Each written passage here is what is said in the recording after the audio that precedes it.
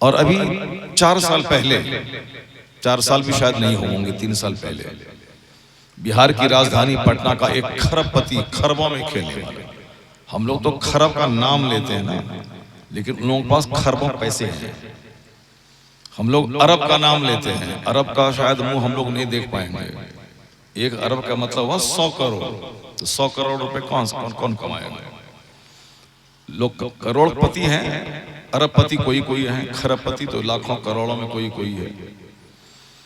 تو وہ کھرب پتی چونکہ گولڈ کا کاروباری تھا، ہیرے جواہرات کا کام کرتا تھا، امریکہ یورپ سے گھوم کے آیا تھا. آپ لوگوں کو پیسے ہوں گے تو آپ مسوری، نینی تال، اوٹی، گلمرگ جہاں گئے کشمیر میں وہاں لوگ جاتے ہیں.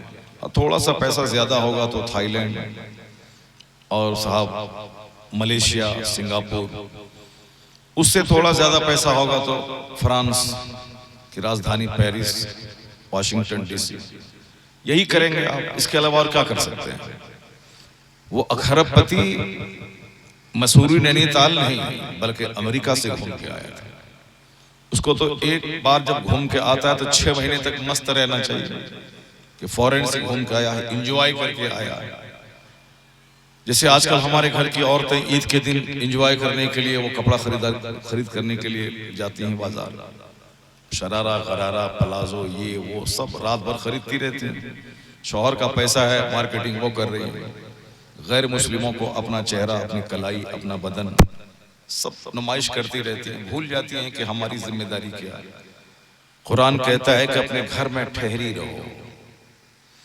تم کو نہ مہر کی رقم دینی ہے، نہ تم کو کھانے کا انتظام کرنا ہے. سب کچھ مرد کے ذمہ اللہ نے ڈال دیا. مہر کی رقم مرد کو دینا ہے، تمہاری روٹی مرد کو دینا ہے، تمہارا کپڑا مرد کو دینا ہے، ولیمے کا کھانا مرد کو دینا ہے. تم کو رانی بن کے گھر میں رہنا ہے. مگر یہ رانی بن کے نہیں بلکہ غلام بننا چاہتی ہیں. مارے پھر رہی ہیں. مارے جب سے پھر رہی ہیں تو سماج کس فتنے میں مبتلا ہے وہ سب کو معلوم ہے. چونکہ الٹا پلٹا کام جب ہوگا تو آدمی کو تباہی کا منہ دیکھنا پڑے گا. مرد لمبا بال رکھ کے چوڑی پہن کے گھر میں بیٹھے، اور جن کو گھر میں بیٹھنا تھا وہ باہر مارے پھر رہی ہیں. اسکول، کوچنگ سینٹر، کالج، یہاں وہاں، بازار، مارکیٹنگ، اسکوٹی، کار. تو وہاں اگر کوئی آپ کی بیوی کو راستے سے کڈنیپ کر کے اپنے لوہر سے مل کر کے آپ کی کٹنگ کر دے تو کوئی تعجب کی بات نہیں ہے، یہ تو ہونا ہی ہے. جو آج 1 مہینے سے ساری خبریں سننے کو مل رہی ہیں ہندوستان میں، میرٹھ سے لے کر کے بریلی سے لے کے دیوریا، یہ آج جو خبریں آ رہی ہیں کہ فلاں نے اپنے بھانجے کے ساتھ مل کے اپنے پتی کا قتل کر دیا، فلاں نے گلی کوچے کا ایک سڑا ہوا لڑکا، جیسے وہ میرٹھ کا لڑکا چہرہ دیکھے اس کا بالکل سڑا ہوا ہے، جوکر کی طرح لگتا ہے. اور ان کا ہسبینڈ جو تھا وہ لندن میں کام کرنے والا، وہ بالکل اسمارٹ، خوبصورت ہے. ایک اپنے خوبصورت شوہر جس کی کمائی سے وہ رانی بن کے ہے، ایک گلی کے سڑے ہوئے لڑکے کے چکر میں پڑ کر اپنے خوبصورت شوہر کے 4 ٹکڑے کر دیے. یہ وہی ہے، الٹا پلٹا کام ہو رہا ہے کہ مرد لمبا بال رکھ کے گھر میں سوئے ہوئے ہیں اور بیوی مارکیٹنگ کر رہی ہے. جب مرد عورت بن جائیں گے اور عورت مرد بن جائے گی تو زمین میں زلزلہ آئے گا، زمین میں فتنے پیدا ہوں گے. حضور نے تو اتنا کہا تھا کہ مناسب رشتہ اگر مل جائے فوراً شادی دلا دے، اگر وقت پہ شادی نہیں دلایا تو زمین میں فتنہ پیدا ہوگا. جیسے بچہ بچی 18 سال میں بالغ ہوئے، شادی ہو رہی 38 سال میں، شادی ہوتی ہے 48 سال میں. نہیں، ہمارے خاندان میں ایسا ہی ہوتا ہے. ان کے خاندان میں زناکاری چلتی ہے مگر شادی نہیں ہوتی ہے. ان کے خاندان میں صدر ہاسپٹل میں 2-4 حمل گرائے جاتے ہیں روزانہ مگر شادی وقت پہ نہیں ہوتی. ہمارے خاندان میں شادی لیٹ سے ہوتی ہے. یہ جو 20 سال سے شادی لیٹ سے ہو رہی ہے، سماج میں فتنہ جو پیدا ہوا ہے، وہ فتنہ حضور کے قانون کی مخالفت کی وجہ سے ہوا ہے. اور اس کے سد باب کا دروازہ بند ہونے کا ایک ہی راستہ ہے کہ دنیا توبہ کر کے نہ کسی گاندھی، نہ امبیڈکر، نہ ایکٹر، نہ کرکٹر، نہ کسی ہیرو، کسی کی بات نہیں مانے، مصطفیٰ کی بات مانے، کل ہی فتنہ ختم ہو جائے گا. ساری آزمائشیں ختم ہو جائیں گی اگر دنیا کے سارے لوگ دنیا کے سب سے عظیم ترین مسلح کی بات مانیں۔ لیکن وڈمبنا تو یہ ہے کہ قوم مسلم جو آقا علیہ السلام کے ماننے کا دعویٰ کرتی ہے اور حضور کا کلمہ پڑھنے کے بعد ہی یہ مسلمان ہے، سب سے زیادہ حضور کی تعلیمات کی مخالفت یہی قوم کر رہی ہے۔ اس لیے آج جتنے بھی کیسز سامنے آ رہے ہیں وہ سارے کیسز ہمارے اپنے کیے ہوئے کا نتیجہ ہے۔ تو اب کوئی کسی کو نہیں روک پائے گا چونکہ قیامت آنے والی ہے۔ آقا نے فرمایا ہے کہ ایک زمانہ ایسا آئے گا کہ بندہ صبح مسلمان رہے گا شام کافر ہو جائے گا۔ مشکات شریف کی حدیث میں آیا ہے یصبح مؤمنا و یمسی کافرا، بندہ صبح مومن رہے گا شام کافر ہو جائے گا، اور شام مسلمان رہے گا صبح کافر ہو جائے گا۔ وَيُبِعُ دِينَهُ بِعَرْضٍ مِّنَ الدُّنْيَا، لوگ اپنے دین کو دنیا کے بدلے میں بیچ ڈالیں گے۔ اور یہ ایک بار نہیں ہوگا، آقا فرماتے جس طرح ہار کے ٹوٹ جانے کے بعد موتی ایک کے بعد ایک گرنا شروع ہو جاتا ہے، اسی طرح ایک فتنہ ختم نہیں ہوگا کہ دوسرا فتنہ آ جائے گا، یعنی لگاتار تسلسل کے ساتھ فتنے قائم ہیں۔ اور اتنا زبردست فتنہ ہوگا جو ابھی حالات ہیں، ایک فتنہ ختم نہیں ہوتا کہ دوسرا آ جاتا ہے۔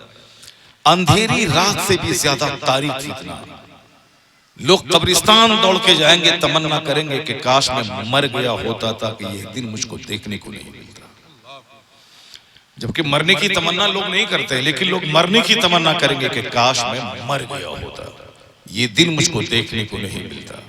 جو غیرت مند اس کا دل زندہ ہے سینے میں، اس کا دل مر چکا ہے، وہ تو شراب پیے کہ شربت پیے دونوں برابر ہے اس کے لیے مسجد اور چوپال دونوں برابر ہے، اس کے لیے گوبر اور گڑ دونوں برابر ہے، اس کے لیے شادی زناکاری دونوں برابر ہے۔ اس کا دل مر چکا ہے، جس کا دل زندہ ہے اسی کے دل میں احساس ہے کہ کیا غلط ہو رہا ہے کیا صحیح ہو رہا ہے۔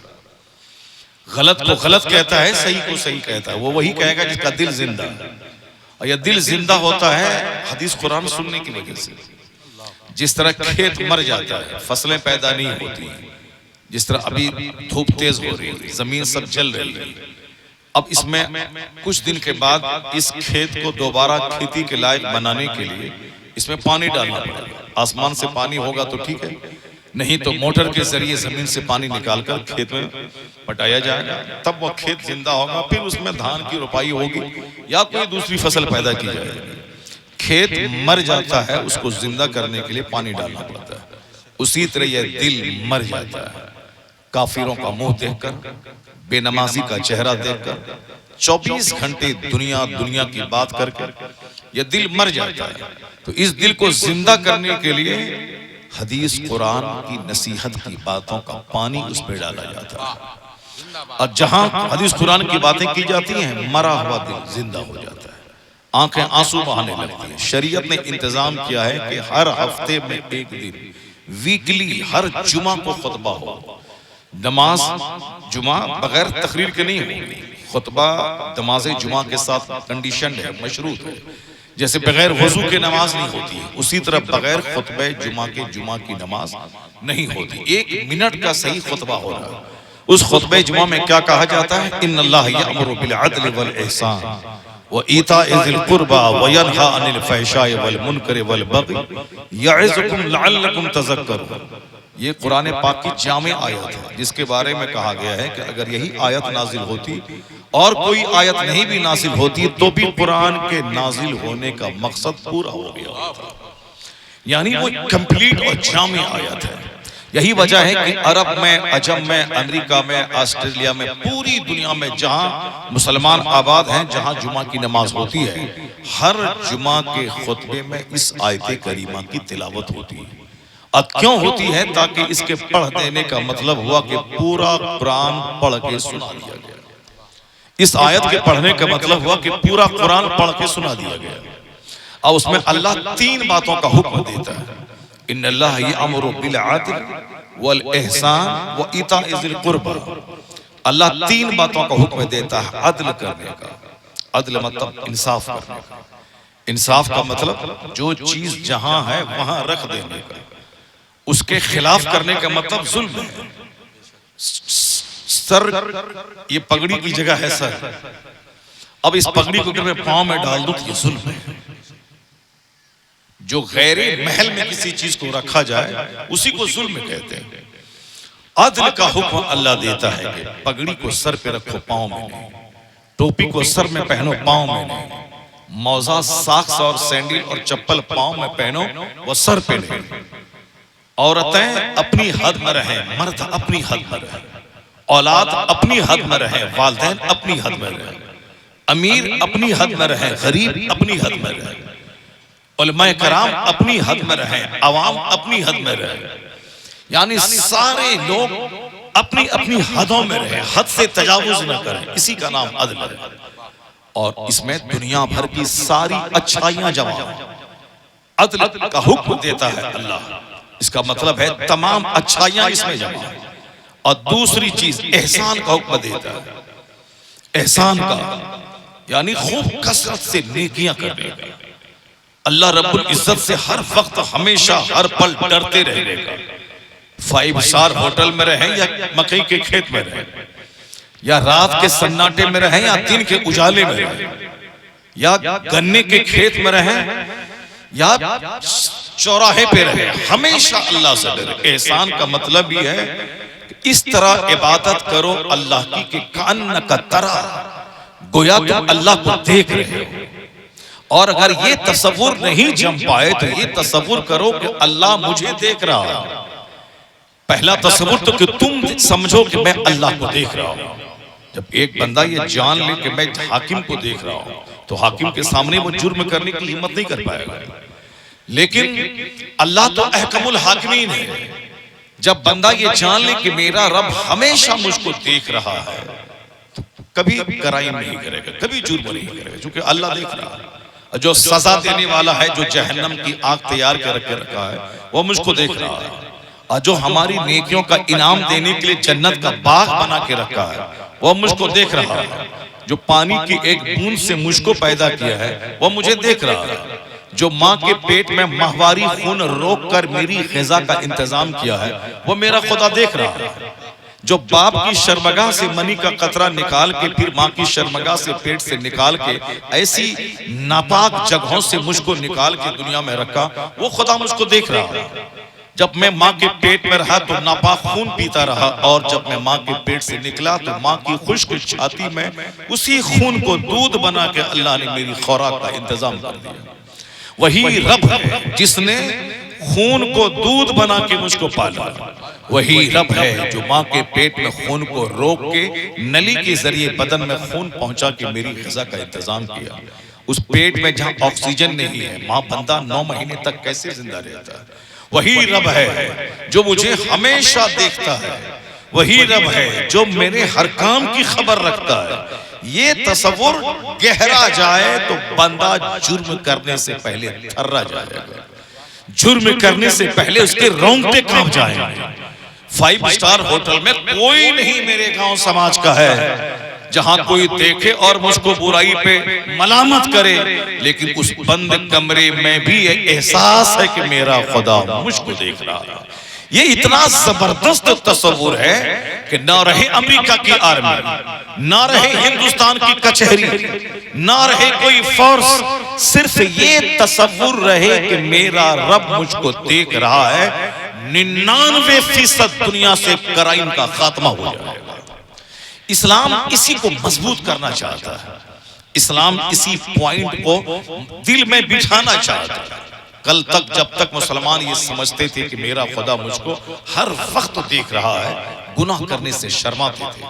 ایک زناکار سماج میں نہیں ملتا تھا، ایک سودخور سماج میں نہیں ملتا تھا، لوگ نمک روٹی کھاتے تھے، ایک کھجور کو کھا کے 3 دن زندہ رہتے تھے، ایک کھجور کو چوس کر 50 kg کی تلوار اٹھا کر میدان جنگ میں جہاد کرتے تھے، ٹوٹی ہوئی چٹائی پہ سوتے تھے، مٹی کے گھر میں رہتے تھے، لیکن گناہ کرنے کے بارے میں سوچ نہیں سکتے تھے۔ کیوں؟ یہ تصور ان کے دل میں گہرا تھا کہ میرا خدا مجھ کو دیکھ رہا ہے اور قیامت کے دن مجھ سے میرا خدا حساب لے گا۔ جب سے یہ ہو گیا کہ چلو جو ہوگا دیکھا جائے گا، قیامت کے دن کون دیکھا ہے کیا ہونے والا ہے؟ قبر میں کون جھانک کے دیکھا ہے کہ کیا ہونے والا ہے؟ جب سے یہ بدمزگی پیدا ہو گئی، بے یقینی کی فضا قائم ہو گئی، اس کے بعد سے گناہ چرم سیما پہ پہنچ گیا، ہر آدمی بے لگام ہو گیا، کوئی کسی کا ادب نہیں کرتا، حیا اور شرم کا خاتمہ ہو گیا۔ پہلے لوگ اللہ کے ڈر سے گناہ نہیں کرتے تھے، پہلے لوگ دوسروں سے شرما کے گناہ نہیں کرتے تھے کہ میرا باپ ہے، یہ میرا چچا ہے، کیسے اس کے سامنے میں کھینی کھاؤں، یہ میرے دادا ہے، کیسے میں ان کے سامنے سگریٹ پیوں، یہ میرے گاؤں سماج کے بڑے لوگ ہیں، میرے رشتہ دار ہیں، میرے چچا ہیں، کیسے اس کے سامنے میں بے پردہ گھر سے باہر نکلوں، کیسے ان کے سامنے دوپٹہ ہٹا کے میں چلوں۔ یعنی شرم حیا کی وجہ سے لوگ گناہوں سے بچتے تھے، لیکن وہ شرم حیا آج ختم ہونے کی وجہ سے باپ کو چڑھا چڑھا کے بچہ کھینی کھاتا ہے، اپنے سماج کے بڑے بوڑھوں کو چڑھا کر کے دوسرے مردوں کے ہاتھ میں ہاتھ ڈال کر لڑکیاں بات کرتی ہے کہ کون کیا بگاڑے گا، میرے من میں جو آتا میں کروں گا، میں اپنا پیدا ہوا ہوں، اپنا مروں گا، جہنم میں اکیلے جاؤں گا، کس کا کیا لے رہا ہے۔ یعنی بے شرمی کی وجہ سے آج دنیا گناہوں سے بھرتی چلی جا رہی ہے۔ حیا اور شرم سے بندہ گناہوں سے بچتا ہے، اس کے خاتمے کی وجہ سے سماج گناہوں کی آماجگاہ بن گیا۔ آیا ہے الحیاء شعبۃ من الایمان، حیا ایمان کا ایک جز حصہ، جب تک حیا ہے ایمان ہے، حیا رخصت سمجھ لے کہ ایمان ختم۔ آج حیا کی رخصت ہونے کی وجہ سے عورتوں میں بے حیائی چرم سیما پہ۔ یہ بتائیں کہ جو دوپٹہ اوڑھنے کے بعد بھی سر جھکا کے چلتی تھی، یعنی سر سے لے کے پاؤں تک ویلڈ ہوتی تھی، ویلڈ مطلب سر سے لے کے پاؤں تک پردہ نشی ہوتی تھی، پردہ نے اس کے باوجود وہ جھک کے چلتی تھیں تاکہ میری شرم کی چیزیں لوگوں کے سامنے دکھائی نہیں پڑے۔ ہمیشہ عورتوں کا سر جھکا رہتا تھا، چونکہ اللہ نے کچھ ایسے پردے کی چیزیں اس کو دی ہیں جو بالکل فائدے سے بھرپور ہے، اس لیے اور یہ ایک شرم کی چیز کی وجہ سے وہ اپنے آپ کو جھکا کے رکھتی تھی تاکہ کوئی میری شرم کی چیز نہ دیکھ پائے۔ چونکہ عورتوں کا اسٹرکچر ڈھانچہ ایسا اللہ نے بنایا ہے جیسا ڈھانچہ مردوں کا نہیں۔ عورتوں کے چہرے پہ داڑھی کے بال نہیں، اگر داڑھی کے بال عورت کے چہرے پہ اگ جائیں تو وہ دیکھنے میں معیوب لگتی ہے، وہ اس عورت سے وحشت ہونے لگے گی۔ شوہر اس بیوی کو طلاق دے دیتا ہے جس بیوی کے چہرے پہ داڑھی کے بال اگنے لگتے ہیں، اچھے نہیں لگتے ہیں۔ اگر بیوی کے مونچھ کے بال اگر اگنے لگیں، دکھائی دینے لگے، شوہر کو وحشت ہوتی ہے۔ اللہ نے عورتوں کو نہ مونچھ کے بال دیے ہیں نہ داڑھی کے بال دیے، چونکہ ان کا حسن، ان کا جمال، ان کی خوبصورتی اسی میں ہے کہ ان کو مونچھ نہ ہو رہے، ان کو داڑھی نہ رہے، ان کا چہرہ پرکشش، اٹریکٹیو اور حسین شوہر کو لگے۔ اور مرد کو اللہ نے داڑھی دی ہے تاکہ یہ داڑھی میں پرکشش لگے، یہ داڑھی میں طاقتور رہے، یہ داڑھی قوت مردانگی کو بڑھاتی ہے، یہ داڑھی ایک مرد کے حسن و جمال میں اضافہ کرتی ہے۔ کل تک ہم چلاتے تھے کہ داڑھی رکھو، مگر ہمارے لوگ نہیں رکھتے تھے، لیکن آج دیکھ لیں کیا دھونی نے داڑھی رکھ لی، اب سارے چھوکرے داڑھی رکھ رہے ہیں، کیا فلم میں کسی ایکٹر نے داڑھی رکھ لیا، سارے چھوکرے رکھ رہے ہیں۔ بھلے ہی وہ داڑھی تراش خراش کے ہو، مگر داڑھی کے نام پہ ہے۔ ہندوستان کا پردھان منتری، ان کے چہرے پہ داڑھی، ہندوستان کا پریسیڈنٹ صاحب، ہندوستان کا پریسیڈنٹ پہلے تھا، ان کے چہرے پہ داڑھی، رکشا منتری کے چہرے پہ داڑھی، ڈاکٹر منموہن سنگھ 10 سال تک ہندوستان کے پردھان منتری رہے، اس کے چہرے پہ داڑھی۔ تو داڑھی یہ مرد کی زینت ہے، تو ہم بولتے تھے تو میرا بچہ مانتا رہی تھا، لیکن آج اسکرین پہ داڑھی والا چہرہ فلم ایکٹر کرکٹر کا آ گیا، کیا 18 سال کا جوان، کیا 25 سال کا جوان، کیا ہندو کیا مسلمان، سب داڑھی رکھنے لگے۔ یہ اسلام کے قانون پہ عمل کر کے داڑھی نہیں رکھ رہے ہیں، بلکہ ایک فیشن ہو گیا ہے۔ اب مگر فیشن ہی صحیح، کم سے کم یہ داڑھی رکھ تو رہے ہیں۔ پہلے جو لوگ داڑھی کا مذاق اڑاتے تھے کہ ملا جی رکھتے ہیں، لیکن آج یہی داڑھی یہ جوان چھوکرے رکھ رہے ہیں۔ اس بات کی دلیل ہے کہ داڑھی عیب نہیں، بلکہ داڑھی چہرے کے حسن کو بڑھا دیتی ہے، داڑھی قوت مردانگی میں اضافہ کر دیتی ہے، داڑھی یہ مرد کی زینت ہے، عورتوں کی نہیں۔ تو لیکن عورت کے چہرے پہ داڑھی جس طرح سے معیوب لگتی ہے اسی طرح مرد داڑھی کے بغیر رہے تو یہ معیوب لگتا ہے. جس طرح عورت کے چہرے پہ داڑھی کے بال نکل جائیں اس کی نسوانیت ختم ہو جاتی ہے. عورتوں کی جو کوالٹی ہے نسوانیت، حیا، شرم، نرم، سافٹنیس، یہ ساری چیزیں ختم ہو جاتی ہیں.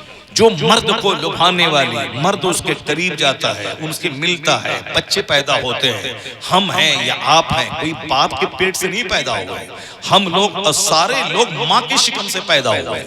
اس سب کو معلوم ہے. سارے نبی، سارے رسول، سارے صحابہ، ساری کتب، سارے ابدال، سارے اغواس، سارے سالک سب ماں کے پیٹ سے پیدا ہوئے. یہ ظاہر سی بات ہے. جب عورتوں کے چہرے پہ داڑھی نکلنے کے بال نکلتے ہیں وہ بچہ پیدا کرنے کے قابل نہیں رہتی. یہ عورتوں کی نسوانیت کا جنازہ نکل جاتا ہے. اسی طرح اگر مرد داڑھی نہیں رکھیں، آیا ہے کتاب میں کہ اگر 6 نسل تک داڑھی مونڈی جاتی رہی، جیسے باپ منڈوایا، بیٹا منڈوایا، پوتا منڈوایا، پوتے کا بیٹا منڈوایا، اس بیٹے کا بیٹا منڈوایا، 5 نسل، اب اس کا پوتا منڈوایا، یعنی 6 نسل تک اگر داڑھی مونڈی جاتی رہی تو 7ویں نسل جو پیدا ہوگی وہ ہجڑوں اور نامردوں کی پیدا ہوگی. یہ حکیموں کا کہنا، یہ طبیبوں کا کہنا، یہ ڈاکٹروں کا کہنا، یہ ماہرین نفسیات کا کہنا ہے کہ چونکہ اس کا گہرا تعلق قوت مردانگی سے ہے اور یہ بار بار مونڈا جائے تو آنے والی نسل نامرد پیدا ہو جائے.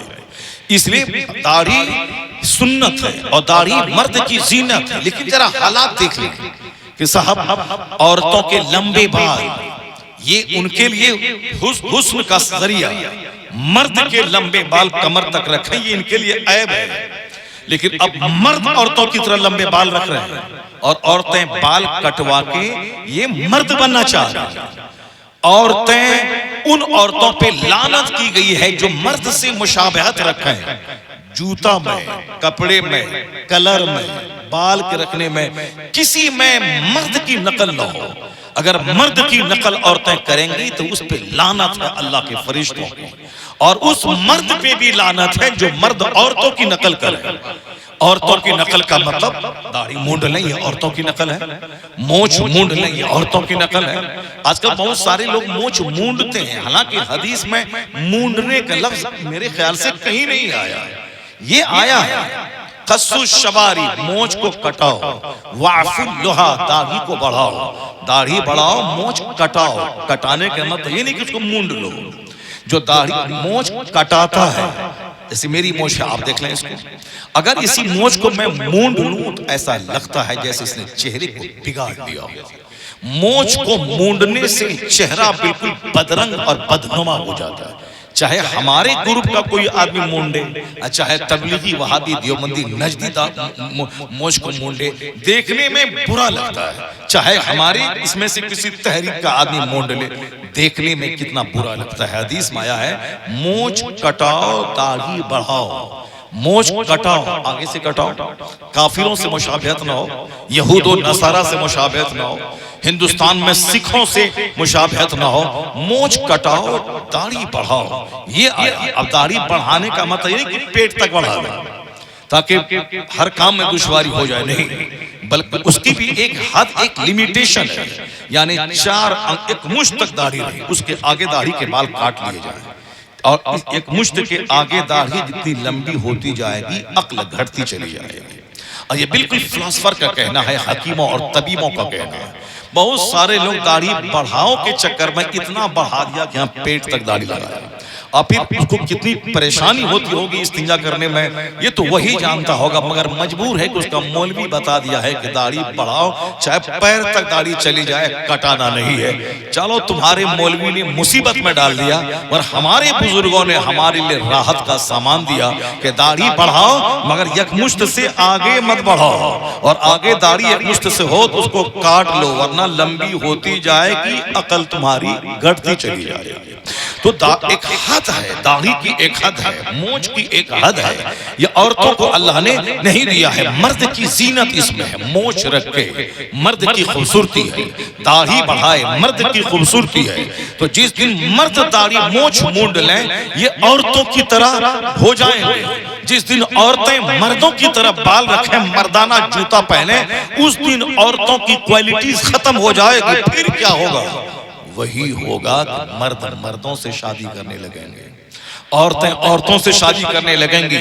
آپ کو شاید نہیں معلوم ہے امریکہ یورپ کے بعض ممالک میں اس ہم جنس پرستی والی ہومو سیکسولیٹی کو جائز قرار دے دیا. وہاں قانونی طور پر یہ اپرادھ نہیں ہے. ہندوستان میں یہ اپرادھ تھا. غیر مسلم کے نزدیک بھی یہ ظلم تھا کہ مرد مرد سے شادی کرے، عورت عورت سے شادی کرے. مگر پتہ نہیں ایک کون پاگل جج آ گیا کرسی پہ بیٹھا. اس پاگل جج نے کہا کہ نہیں صاحب، انسان کو جینے کی آزادی ہے، وہ جس میں انجوائے کرنا چاہے کرے. اس جج کا گریبان تھام کے کوئی بولے بدبخت، اگر تیرا باپ اپنے فرینڈ سے شادی کر لیا ہوتا یہ بتا دے تو کیسے پیدا ہوتا؟ اگر تیری ماں وہ اپنی سہیلی سے شادی کر لی ہوتی تو کیسے پیدا ہوتا؟ یعنی لوگ کہتے ہیں کہ صاحب وہ جج ہے، وہ پروفیسر ہے، وہ انجینئر ہے، وہ ڈاکٹر ہے، وہ صاحب بیرسٹر ہے. تو میں کہتا ہوں جج ہونا اور ہے، آدمی ہونا اور ہے. ڈاکٹر ہونا اور ہے، آدمی ہونا اور ہے. ماسٹر ہونا اور ہے، آدمی ہونا اور ہے. صاحب مالدار ہونا اور ہے، آدمی ہونا اور ہے. جو صرف خواہشات کی غلامی کرے گا وہ مرد کی صورت میں جانور تو ہو سکتا ہے، وہ انسان کی شکل میں بندر تو ہو سکتا ہے. انسان بننے کے لیے خواہشات کی غلامی نہیں کرنی ہے، جج کا چہرہ نہیں دیکھنا ہے، مالداروں کو نہیں دیکھنا. انسان بننے کے لیے انسان کامل مصطفیٰ جانے رحمت کی پیروی ضروری ہے. جو مصطفیٰ کی پیروی کرے گا وہ چاہے پھوس کے گھر میں کیوں نہ رہے وہ پرفیکٹ انسان بن کے رہے گا. چاہے وہ غریب رہے تو بھی انسان رہے گا، مالدار رہے تو بھی انسان رہے گا. اس لیے بریلی کے تاجدار نے کہا تھا دوسروں کی پیروی کرے گا تو ممکن ہے کہ مانوتا سے نیچے گر جائے. دوسروں کا چہرہ دیکھے گا ممکن ہے کہ تو زہر کا کے مر جائے. دوسروں کا چہرہ دیکھے گا تو سماج میں زلزلہ اور فتنہ و فساد پیدا ہوگا. اس لیے تم کسی اور کو مت دیکھ. اللہ نے تیرے لیے ماڈل مصطفیٰ کو بنا کے بھیجا ہے، حضور کو دے، اس کی پیروی کر. اور یہ بول انہیں جانا اے مانا نہ رکھا قائم سے کام للہ الحمد میں دنیا سے مسلمان. نعرہ تکبیر، نعرہ رسالت، عظمت اسلام، پیغمبر اسلام، خواجہ کا ہندوستان. انسان بننے کے لیے ضروری ہے کہ انسان کامل مصطفیٰ جان رحمت صلی اللہ علیہ وسلم کی پیروی کی جائے، آقا علیہ السلام کی حیات طیبہ کا مطالعہ کیا جائے. ورنہ جز کی صورت میں جانور لوگ کرسی پہ بیٹھے رہتے ہیں. کیسے اس نے کہہ دیا کہ مرد مرد سے شادی کر سکتا ہے؟ کیسے کہہ دیا مرد مرد سے شادی کرے گا؟ بچہ کیسے پیدا ہوگا؟ ہم اور آپ کیسے پیدا ہوتے؟ دنیا کیسے چلے گی؟ صرف انجوائے کرنا مقصد نہیں شادی کرنے کا کہ انجوائے کرے، نہیں. شادی کا مقصد ہے توالد و تناسل. شادی کا مقصد ہے کہ آنے والی نسلوں کا سلسلہ جاری رہے. کہ جیسے ہمارے باپ اپنے باپ سے اپنی ماں سے پیدا ہوا، میرا باپ وہ اپنی ماں سے پیدا ہوا، میں اپنی ماں سے پیدا ہوا، میرا بچہ اپنی ماں سے پیدا ہو. یعنی اولاد رہے جس سے کہ دنیا کا نظام قائم رہ سکے. اور اگر مرد مرد سے شادی کرنے لگے تو یہ سب ایک اینٹی نیچرل کام جو دنیا میں آنے والی انسانی آبادی کا خاتمہ کر دے. کیسے ہیں وہ لوگ جو کہتے ہیں دولت کماؤ، پیسہ کماؤ، صاحب گاڑی خریدو، فارچونر خریدو، بی ایم ڈبلیو خریدو. چاہے کردار جانوروں کی طرح ہو تو بی ایم ڈبلیو کار میں اگر تو بیٹھے گا تو کار خوبصورت ہے، لیکن بیٹھنے والا کوئی گدھا اس میں بیٹھ جائے تو وہ تھوڑی خوبصورت ہو جائے. جیسے میں نے چشمہ پہن لیا 10,000 روپے، ارے تو چشمہ اچھا ہے، میں اچھا کب بنوں گا؟ میں نے گھڑی خرید لی 5 لاکھ روپے کی راڈو گھڑی، تو گھڑی اچھی ہے مگر تم اچھا کب بنے گا؟ ایک کالا آدمی 10 لاکھ کی گھڑی پہن لے وہ گورا نہیں ہو جائے گا، ایک صاحب بد اخلاق آدمی وہ 10 لاکھ کا جوتا پہن لے وہ سماج کا پرفیکٹ انسان نہیں بن جائے گا۔ تو آج کل لوگ کپڑے کا مقابلہ ہے، گاڑی کا مقابلہ ہے، مکان کا مقابلہ ہے، زمین کا مقابلہ ہے، مال کا مقابلہ ہے، صاحب گرینائٹ کا مقابلہ ہے، البیسٹر گرینائٹ ماربل کا مقابلہ ہے، گرینائٹ کا مقابلہ ہے، ٹائلز کا مقابلہ ہے، مگر آدمیت کا کوئی مقابلہ نہیں کرنا چاہتا کہ وہ 5 وقت کا نمازی ہے میں 6 وقت کا نمازی بن جاؤں، میں تہجد پڑھوں، میں اشراق پڑھوں، میں چاشت پڑھوں، وہ 1 لاکھ خیرات کرتا میں 2 لاکھ خیرات کروں، وہ 1 حج کیا ہے میں 5 حج کر لوں، وہ 10 عمرہ کیا ہے میں 20 عمرہ کر لوں، وہ 100 کمبل بانٹا ہے میں 500 کمبل غریبوں میں بانٹ دوں، انہوں نے 5 بچیوں کی شادی کروائی ہے میں 10 بچوں کی شادی کروا دوں، انہوں نے 10 غریبوں کا بوجھ اٹھایا میں 50 غریبوں کا بوجھ اٹھا لوں۔ مقابلہ کریکٹر کا، مقابلہ کردار کا بند ہے، مقابلہ ہے ماربل کا، مقابلہ ہے پتھر کا، مقابلہ ہے مون کا، مقابلہ ہے مکان کا، مقابلہ ہے زمین کا، مقابلہ ہے اچھے کپڑے کا، مقابلہ ہے شوز کا، مقابلہ ہے اسپیکٹیکلز کا، مقابلہ ہے واچ کا۔ اس لیے آدمیت مر گئی، انسان ڈھونڈنے سے نہیں ملتا ہے، سماج جوکروں سے بھر گیا، سماج زانیوں سے بھر گیا، سماج شرابیوں سے بھر گیا، شراب سماج سود خوروں سے بھر گیا، یعنی اس کو مکان دکان چاہیے، چاہے جانور بن کے ہو، سود کھا کے ہو، زنا کر کے ہو، اپنی بیٹی کی آبرو لوٹا کے ہو، چاہے اپنے بھائی کو ذبح کر کے ہو، چاہے اپنے باپ کو مار کے LIC کی رقم لے کے ہو، یعنی جیسے بھی ہو صرف مکان دکان گاڑی چاہیے۔ اس لیے سماج جانوروں سے بھر گیا، چوروں سے بھر گیا، لچوں سے بھر گیا، لپنڈوں سے بھر گیا، حرام خوروں سے بھر گیا، قاتلوں سے بھر گیا، زانیوں سے بھر گیا۔ تو اب سماج گر چاہتا ہے کہ سماج نمازی سے بھر جائے، سماج نیک لوگوں سے بھر جائے، سماج شریفوں سے بھر جائے، تو پھر یہ ٹرینڈ بدلنا ہوگا، یہ رجحان بدلنا ہوگا، یہ مینٹیلیٹی بدلنی ہوگی، مکان کا مقابلہ چھوڑنا ہوگا، زمین کا مقابلہ چھوڑنا ہوگا، کپڑے کا مقابلہ چھوڑنا ہوگا، کیریکٹر کا مقابلہ کرنا ہوگا، تقوی کا مقابلہ کرنا ہوگا۔ جس دن کردار کی وجہ سے سماج کے لوگوں کو سمان دیا جائے گا تو ہر آدمی کردار کو اونچا کرنا چاہے گا، اور جب تک ہم نے مالداروں کو دولت دے کے عزت دیں گے تو لوگ چوری ڈکیتی کر کے مالدار بننا چاہے گا۔ اس لیے آج کا جلسہ آواز دے رہا ہے کہ نیکوں کو سمان دے، شریفوں کو عزت دے، متقی کو پروان چڑھائے، اور جب نیکوں کو سمان ملے گا تو نیکوں کی تعداد میں اضافہ ہوتا چلا جائے۔ نعرہ تکبیر، نعرہ رسالت، مذہب اسلام، پیغمبر اسلام، تعلیمات اسلام۔ ہاتھ میں 5 لاکھ کا موبائل ہے، کردار جانوروں سے بدتر ہے۔ صاحب اب 5 منزلہ مکان ہے، رہنے والا جانوروں سے بدتر ہے۔ جو زنا کرے وہ آدمی ہے کیا؟ جو شراب پیے وہ آدمی ہے کیا؟ جو 24 گھنٹے منہ میں گٹکا رکھ کے جھوٹ چبائے وہ آدمی ہے کیا؟ یہ بتائیے 24 گھنٹے گٹکا کھانے کی چیز ہے؟ اتنے خسیس اور رذیل سماج میں ہے کہ جب بھی ملاقات ہوتی ہے سویا ہے تو بھی منہ میں گٹکا لے کے سویا ہے، آج جاگتا ہے تو بھی منہ میں گٹکا لے کے ہے۔ نہ اس کو اس بات کی توفیق ملتی کہ میرے حضور نے فرمایا ہے کہ جب نیند سے بیدار ہو جاؤ یہ دعا پڑھو، الحمدللہ الذی احیانا بعد ما اماتنا والیہ النشور۔ تمام تعریفیں اس اللہ کے لیے جو ہمیں مرنے کے بعد دوبارہ زندگی عطا کر دی۔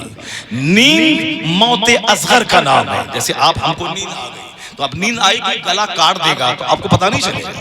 یہ نیند کیا ہے؟ موت کی ایک شکل ہے، نیند ایک موت کی شکل ہے۔ اس لیے جب آدمی 8 گھنٹہ سو کے صبح جگے تو حضور نے کہا یہ دعا پڑھو، اللہ کا شکر جو ہمیں دوبارہ زندہ کر دیا۔ یہی ہے جو بچے اسکول میں مدرسے میں جو دعا رٹتے ہیں وہ دعا یہی رٹتے ہیں، یہ دعا رٹو۔ حضور نے کہا الحمدللہ الذی احیانا بعد ما اماتنا، موت دینے کے بعد یعنی نیند کے بعد دوبارہ اس کو زندہ کر دیا۔ وَإِلَيْهِ النُّشُورُ، پھر چاہے 1000 سال زندہ رہے مگر ہمیں اسی رب کی طرف پھر لوٹ کے جانا ہے، وہی اٹھنا ہے، وہی حساب کتاب کے لیے مجھ کو جانا ہے۔ یعنی ایک دعا نہیں ہے جو ایک دین سکھایا جا رہا ہے، دعا کی شکل میں ایک تصور حیات دیا جا رہا ہے، دعا کی شکل میں ایک نظریہ اسلام دیا جا رہا ہے۔ تو اب اگر بندہ منہ میں گٹکا لے کے سویا ہے وہ اٹھنے کے بعد یہ دعا پڑھ پائے گا؟ اس کو تو پہلے منہ سے تو پاخانے کی طرح بدبو آتی ہے، اس کو تو وہ گٹکا پھینکے گا، پھر دوسرا پڑیا پھاڑ کے وہ کھا لے گا۔ یہ دعا کب پڑھے گا؟ پڑے. آج کل عورتوں کو جنات کا شدید حملہ ہو رہا ہے. جا کے دیکھیں کہ چوچھا میں, جا کے دیکھیں کسی درگاہ شریف میں, جا کے دیکھیں شاہ منور شاہ سرکار رحمت اللہ علیہ کے الہ آباد میں, یعنی عورتوں کی بھیڑ لگی رہتی ہے. کوئی ادھر سر ہلا رہی, کوئی ادھر سر جھلا رہی, کوئی ادھر زمین میں لیٹی ہے, کوئی ادھر عجیب عجیب آواز نکال رہی ہے, جو کوئی آواز کہیں نہیں سننے کو ملتی. وہ درگاہوں پہ جا کے سن لیں, وہاں وہ عجیب عجیب آواز نکالی جاتی ہے. اس میں 90% وہ ہوتی ہیں جو عورتیں نقل کرتی ہیں.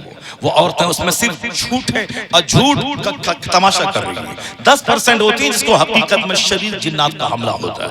باقی اتنی طاقتور وہ ہوتی ہیں کہ صاحب 10-50 چکر لگا لے ہوئے, مگر وہ ہانپتی نہیں ہیں. اور صاحب موٹی موٹی بالکل صاحب تندرست اور خواتین ہوتی ہیں, الگ الگ آواز نکالتی. آدھا گھنٹہ آواز نکالی, پھر شانت ہو گئی, پھر اس کے بعد وہ صاحب طرح طرح کی آواز نکالی جا رہی ہے. یہ صرف درگاہوں پہ, صرف درگاہوں پہ ساری چیزیں, یہ سارے کیسز دیکھنے کو ملتے ہیں. جنات کا حملہ ہوتا ہے. معلوم ہے اگر اجنہ کا حملہ ہوا ہے تو اس کے لیے ذمہ دار خود ہے. کیوں؟ آقا علیہ السلام نے پروٹیکشن کا ایک زبردست طریقہ بتایا. چونکہ شیاطین ناپاک جگہوں پہ رہتے ہیں, ناپاک جگہوں میں, خاص کر کے باتھ روم میں, جہاں بندہ سطر کھول کے بیٹھتا ہے. اب اسی جگہ شیطان عورتوں کی شرمگاہوں سے کھیلتا ہے اور اس پر جکڑ لیتا ہے. پھر وہاں سے نکلنے کے بعد بھی اس کو جکڑے رہتا ہے. یہ اچھے جنات نہیں, شریر قسم کا جنات, وہی شیطان کہلاتا ہے. شیطان جنات کی قبیل سے ہے. جنات آگ سے پیدا ہوا ہے اور شیطان اسی جنات وَكَانَ مِنَ الْجِنِّ, قرآن میں آیا ہے. یہ جنات کیا ہے, یہ شیطان کیا ہے, جنات کے قبیلے سے, جنات میں سے. اسی میں جو نیک لوگ, صالح لوگ بھی رہتے جو ایمان لے آئے, اس میں بدکار لوگ بھی ہوتے ہیں. وہی بدکار شریف عورتوں اور مردوں کو ستاتے ہیں. اس کو پکڑتے کہاں ہیں؟ وہ واش روم, باتھ روم میں پکڑتے ہیں, جہاں آدمی بے ستر ہوتا ہے. تو سرکار رحمت دو عالم محسن کائنات نے احسان فرماتے ہوئے کہا, جب واش روم جاؤ تو ایک دعا پڑھ لو, اللہم انی اعوذ بک من الخبث والخبائث. اس دعا کے پڑھنے کے بعد تیرے اور شیطان کے درمیان ایک دیوار حائل ہو جائے, وہ تیری شرمگاہوں کو دیکھ نہیں پائے گا.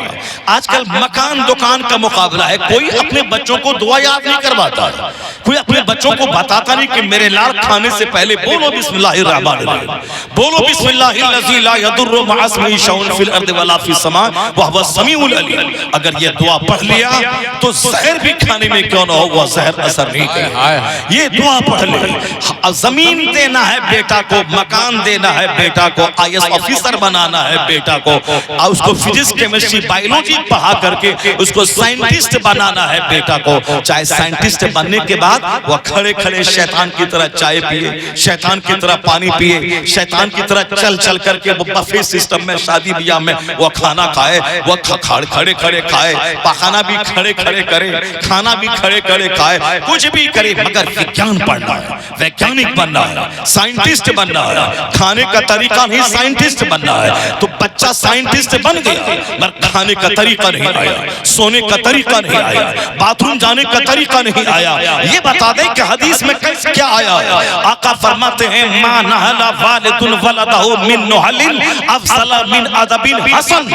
مصطفیٰ جان رحمت فرماتے ہیں ایک باپ اپنی اولاد کو جتنا گفٹ دیتا ہے, اچھا ادب سکھانے سے بہتر کوئی گفٹ نہیں ہے. یعنی 1 کروڑ کا مکان دینے سے بہتر ہے کہ بچوں کو ڈسپلین سکھایا جائے, بچوں کو ادب حیات سکھایا جائے, بچوں کو تعلیم سے آراستہ کیا جائے. آج مکان کی حوث ہے کہ بچوں کو 10 کروڑ چھوڑ کے میں مروں, بچوں کو 5 مکان دے کے میں مروں, بچوں کو ایک مال دے کے میں مروں, تاکہ میرا بیٹا کھانے کے لیے محتاج نہ ہو. تو یہ ادب کے لیے صلاحیت نہیں ہے. اپنے بچوں کو ادب سکھا دو, بچوں کو ڈسپلین سکھا دو.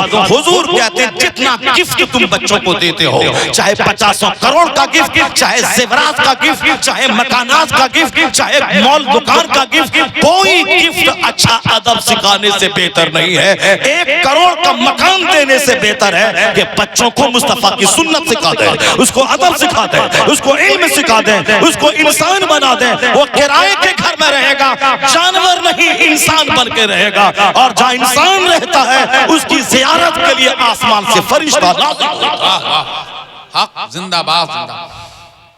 یہاں محلوں میں جانور رہ رہے ہیں, شہروں میں جانور رہ رہے ہیں, یہاں صاحب کروڑوں کے مال میں جانور رہ رہے ہیں. انسان کہاں رہے گا؟ چونکہ ماں باپ نے انسانیت سکھایا ہی نہیں، پیدا ہونے کے بعد ہی بتایا کہ وہ ڈاکٹر بن گیا کروڑوں کما رہا، وہ انجینئر بن گیا کروڑوں کما رہا، وہ امریکہ چلا گیا 20 لاکھ مہینہ کما رہا۔ یہ بچے کے دماغ میں یہ بات بیٹھ جاتی ہے کہ مال کمانے والا ہی اصل میں آدمی ہے، اس لیے میرا مقصد حیات مال کمانا، چاہے جوا کھیل کے ہو، سٹا کھیل کے ہو، آبرو لٹا کے ہو، ایمان بیچ کے ہو، جیسے بھی ہو مال چاہیے۔ ایک بندہ کہہ رہا تھا پہلے مال مل رہا تھا میں نے لیا نہیں، اور اب میں چاہتا ہوں کہ حرام سے ہی صحیح مال ملے، اور اب مل نہیں رہا ہے۔ یہ ذرا گندی سوچ دیکھیں، پہلے مال مل رہا تھا طریقے سے مگر میں نے نہیں لیا، مگر اب میں چاہتا ہوں کہ مال چاہیے مجھ کو، اس زمانے میں مال چاہیے مگر مال ہی نہیں مل رہا ہے۔ اب اس نیت یہ ہے کہ چاہے حرام سے ہی سے مگر مال مل تو جائے، چاہے شراب بیچ کے صحیح مال مل تو جائے، سود کھا کے صحیح مال مل تو جائے۔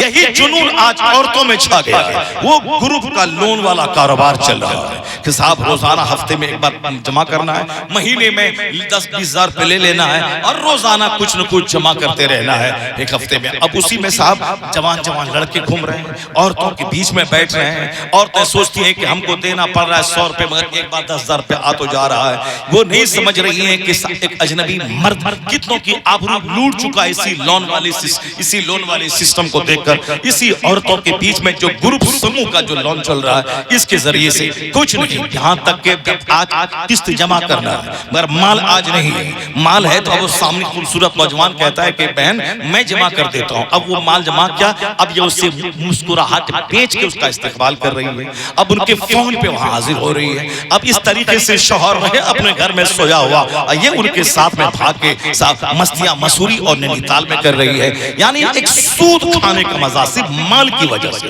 کیونکہ گھر میں فریج انسٹالمنٹ پہ لے لیا، اب اس کو دینا کہاں سے ہے پیسہ، اب اسی طریقے سے دینا ہے، اب گھر میں اے سی اسی انسٹالمنٹ پہ لے لیا، اب مال کہاں سے آئے گا، چونکہ تنخواہ تو وہی لمیٹیڈ ہے مگر اس کو اے سی بھی چاہیے، اس کو فریج بھی چاہیے، اس کو گھر میں کولر بھی چاہیے، اس کو گھر میں گرینڈر بھی چاہیے، اس کو گھر میں سارے سامان بالکل جو لگزریس لائف گزارنے کا سامان جو مالدار لوگوں کے گھر میں موجود ہے وہ سب میری کو بھی چاہیے۔ اب سارا سامان قسط پہ ہے، چاہے گھڑی ہو، چاہے واشنگ مشین ہو، چاہے آرو کی مشین ہو، سب قسط پہ، چاہے کار سامنے کھڑی رہے، چاہے بائک رہے، 5000 پہ ڈاؤن پیمنٹ کیا، اب 1 لاکھ روپے کی بائک لے لی، اب یہ اڑا رہا ہے، اب صاحب 50,000 ڈاؤن پیمنٹ کیا، 4 لاکھ کی بلیٹ خرید لیا، اب یہ بھٹ کر کے گاڑی چلا رہا ہے، تو اب ہر مہینے جب دینا ہے تو لون کا تنخواہ کا پیسہ اس میں چلا گیا، گاڑی کے لون میں، اور اس میں چلا گیا، اب بیوی کیا کرے گی، بیوی سے تم بھی کماؤ، اب چاہے چھوکرے کا منہ ہی دیکھنا پڑے مگر کماؤ تم بھی، کیونکہ اتنا قرض ہو گیا ہے کہ تم کو بھی کمانا پڑے گا۔ اب عورتیں بھی گھر سے باہر جانے لگی،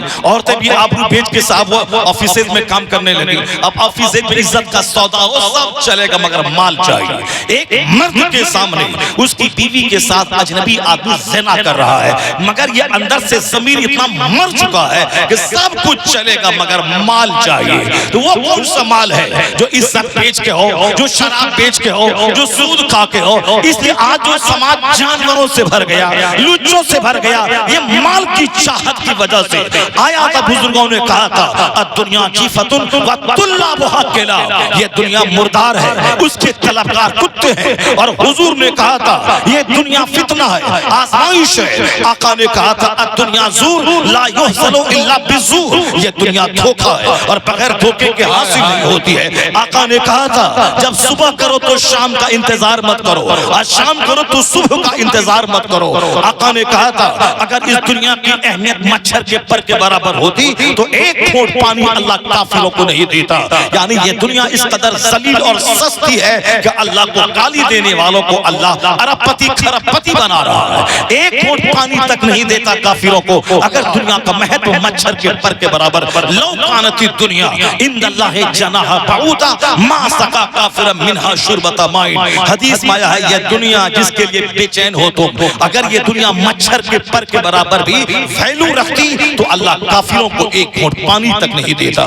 اب اللہ جب ان کو بے شمار دے رہا ہے, اربوں دے رہا ہے, اس کا مطلب مچھر کے پر سے زیادہ ذلیل ہے یہ دنیا, اس لیے اللہ ذلیلوں کو دے رہا ہے. حضور نے اپنے غلاموں سے کہا تھا کہ اللہ جس بندے سے محبت کرتا ہے اس کو دنیا سے ایسے بچاتا ہے جیسے تم اپنے بیماروں کو پانی سے بچاتے ہو, کہ میرا بیمار پانی نہ ٹچ کرے ورنہ بخار بڑھ جائے گا, ورنہ نزلہ زکام بڑھ جائے گا. تو اللہ اپنے نیک بندوں کو دنیا سے ایسے ہی بچاتا ہے. حضور کے گھر میں 2 مہینے تک چولہے میں آگ نہیں سلگتی تھی. سیدہ عائشہ فرماتی ہیں رأیت الہلال ثم رأیت الہلال الاخرى, میں چاند دیکھتی اور دوسرے مہینے کا چاند دیکھتی, یہاں تک کہ تیسرا چاند نکل جاتا. شہرین متتابعین, لگاتار 2 مہینے گزر جاتے, مگر حضور کے گھر والوں کے چولہے میں آگ نہیں سلگتی تھی.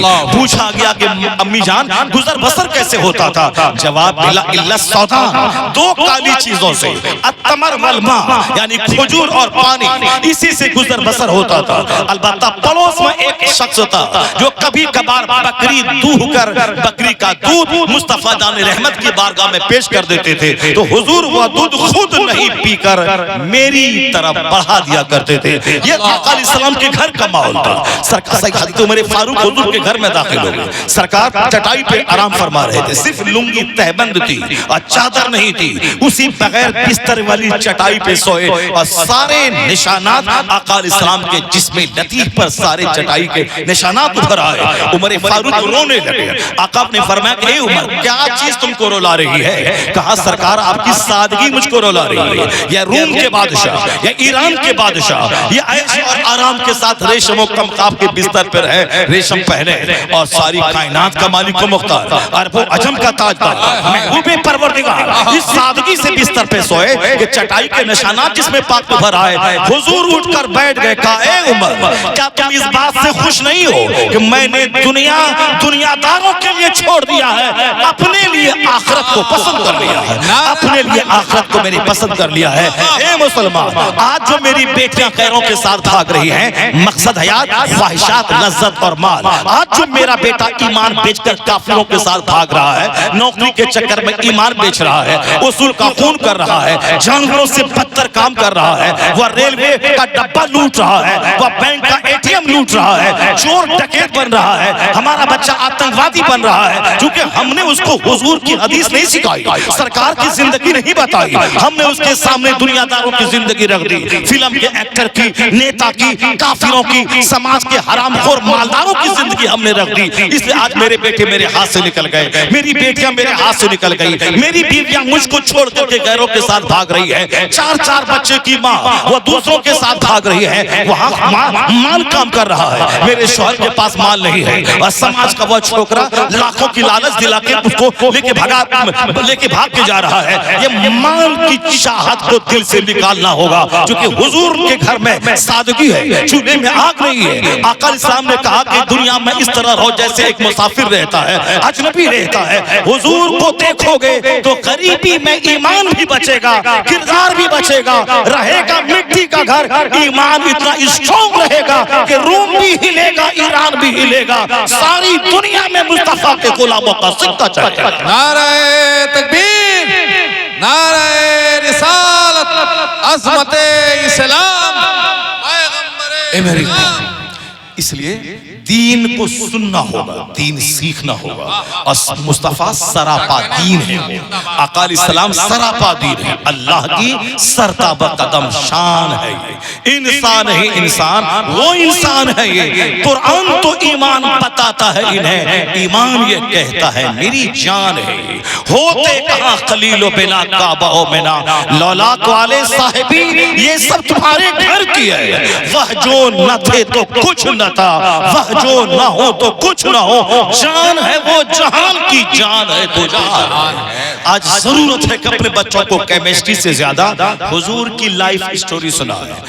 فزکس سے زیادہ آقا علیہ السلام کی تعلیمات کو آراستہ کرے، اس قدر گھٹی میں اسلام پلا دے۔ وہ انجینئر بننے کے بعد کافر نہیں بنے بلکہ دو چار کافروں کو مصطفیٰ کا غلام بنا دے۔ آئیس آفیسر بننے کے بعد یہ کافر نہ ہو جائے بلکہ آئیس آفیسر کا دفتر و اسلام کی تبلیغ کا مرکز بن جائے۔ یا ویگیانک بننے کے بعد یہ ناستک نہیں بن جائے، ویگیانک بننے کے بعد سائنس کی دلیل کی روشنی میں دوسروں کو اسلام کی سچائی سمجھائے اور کہہ دے کہ آج ویگیانکوں نے کہا ہے کہ کھجور میں زبردست وٹامن ہے، زبردست پروٹین ہے، یہاں تک کہ ویگیانک کھجور کی تعریف کرتے کرتے آج نہیں تھکتے ہیں، یہاں تک کہ صاحب آج یوگا ماسٹر کھجور اور شہد کی تعریف کرتے ہوئے نہیں تھک رہے ہیں۔ وہ کہتے ہیں ہر گھر میں کھجور ہو۔ آج سے 10 سال پہلے کھجور ڈھونڈنے سے نہیں ملتی تھی، صرف رمضان میں کھجور کا چہرہ دیکھنے کو ملتا تھا، لیکن آج ہر مارکیٹ، ہر بازار میں اور ہر صاحب کرانے کی دکان پہ، ہر دکانوں میں کھجور زبردست ہر ٹائپ کی کھجور۔ یہاں تک کہ میں نے کلکتہ ریلوے اسٹیشن پہ میں نے ایک ریسٹورنٹ میں اجوا کھجور دیکھا، میں نے پوچھا واٹ از پرائس کا، انہوں نے کہا 1200 روپیز، یعنی 1200 روپے اس کی قیمت ہے پر کے جی۔ اجوا کھجور 1500 1600، یہ اجوا کھجور پہلے حاجی لوگ کھاتے تھے اور حاجی جب آتے تھے وہاں سے تب دوسروں کو آدھی کھجور اجوا ملتی تھی یا ایک کھجور ملتی تھی، لیکن آج انڈیا میں خربوں روپے کی مارکیٹنگ کھجور کی ہو رہی ہے۔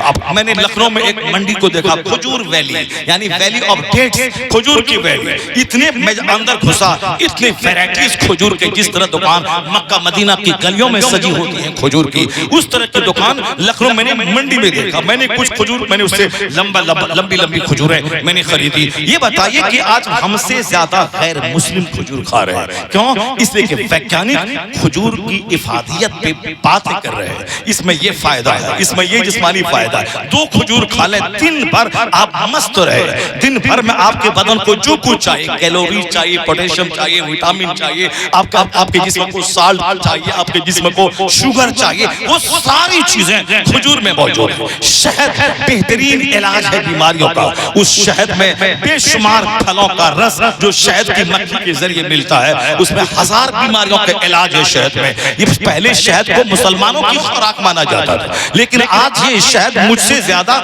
غیر استعمال کر رہے ہیں۔ پہلے کھجور مسلمانوں کی خوراک مانی جاتی تھی، لیکن آج کھجور مجھ سے زیادہ اغیار کھا رہے ہیں، کیوں؟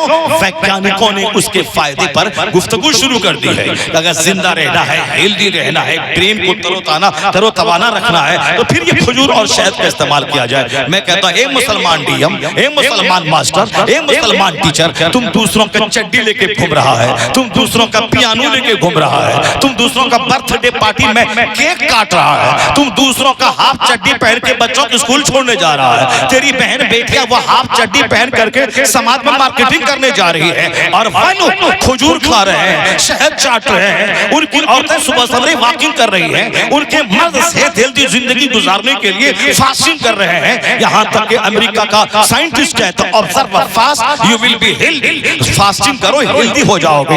رام دیو جی کہتے ہیں کہ مہینے میں 2-4 دن فاسٹنگ کرو ہیلدی ہو جاؤ گے۔ جاپان کا ویگیانک کہتا ہے آپ روزہ رکھیں ہیلدی ہو جائیں گے۔ ہم تو پہلے یہ کہتے تھے کہ روزہ رکھو کہ بیمار ہو جاؤ گے، چہرہ سوکھ جائے گا، کیوں روزہ رکھ رہا ہے؟ اور آج ویگیانک کہتے ہیں observe fast you will be healthy، روزہ رکھو صحت مند ہو جاؤ گے۔ اور دن بھر 12 گھنٹے روزہ رکھنے کے بعد افطار کس سے کرو؟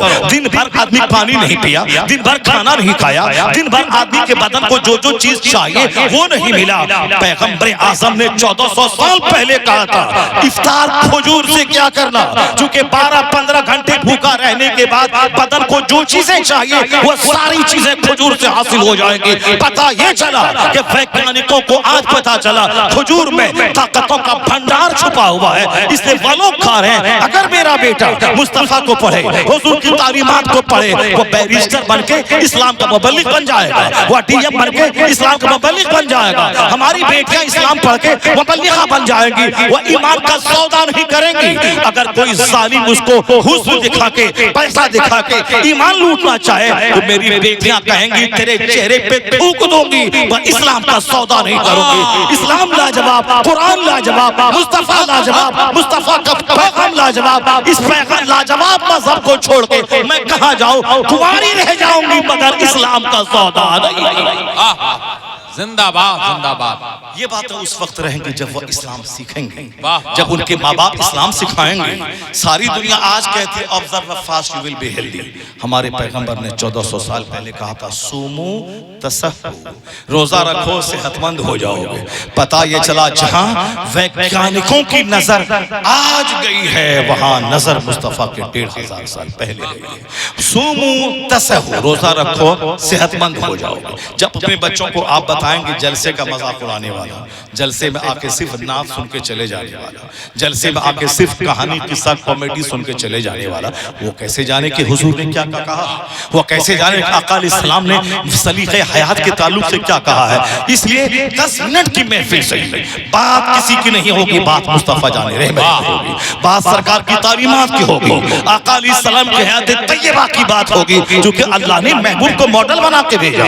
हमने हुजूर को पढ़ना छोड़ा, नजर काफिरों पे जम गई, इसलिए काफिर मुझे फुटबॉल बना के नचा रहा है। और जिस दिन मेरी निगाह फिर दोबारा मुस्तफा पे जम गई, हुजूर की तालीमात हमारी जिंदगी में दाखिल हो गई, फिर काफिरों की निगाहें मेरे ऊपर जम जाएगी, वो मेरा गुलाम हो जाएगा। जिस तरह सारी दुनिया पहले गुलाम थी आज भी गुलाम बन जाएगी।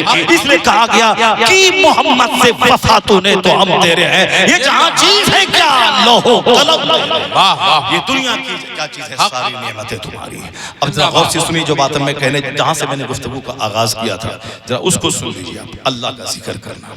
अब कपड़ा पहन रहे हैं, अब हदीस में आया है कि कपड़ा पहनने से पहले बिस्मिल्लाह कहो, और फिर उसके पहनने के बाद कहो अल्हम्दुलिल्लाहिल्लज़ी कसानी मा अवारी बिही औरती व अतजम्मलु बिही फी हयाती। क्या मतलब, तमाम तारीफ उस अल्लाह के लिए जिसने मुझको कपड़ा अता करके मुझे खूबसूरती अता की, जिससे मैं खूबसूरती हासिल करता हूँ, जिससे मैं अपना सत्र ढांपता हूँ। तो लिबास अल्लाह की नेमत, नींद अल्लाह की नेमत, बेदारी अल्लाह की नेमत। बाथरूम जाने से पहले ये दुआ पढ़ो, बाथरूम से निकलने के बाद ये दुआ पढ़ो। अगर हम अपने बाल बच्चों को बता दें हुजूर की ये तालीमात, तो एक अब बेटी हमारी दरगाहों पे नजर नहीं आएगी, वो सर के बाल झुलाती हुई नजर नहीं आएंगे, वो सब के सब अपने घर में रहेंगी।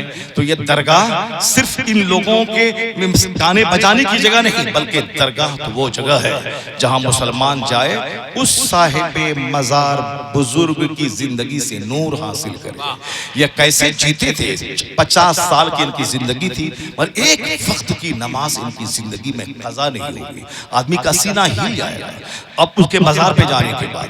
मगर यहाँ तो बाजार को हमने तमाशा का बना दिया। लोबान लेके चले गए, अब 10 लाख रुपए की मिन्नत मांग के आ गए। अगरबत्ती सुलगा दिया, बताशा लेके चले गए, वहां 50 करोड़ की नजरें मान के चले आए। बताशा लेके गए 10 रुपए का, अब मिन्नतें मांग ली 50 करोड़ के। बाबा घर के सामने एक प्रॉपर्टी है, उस प्रॉपर्टी की कीमत 50 करोड़ है।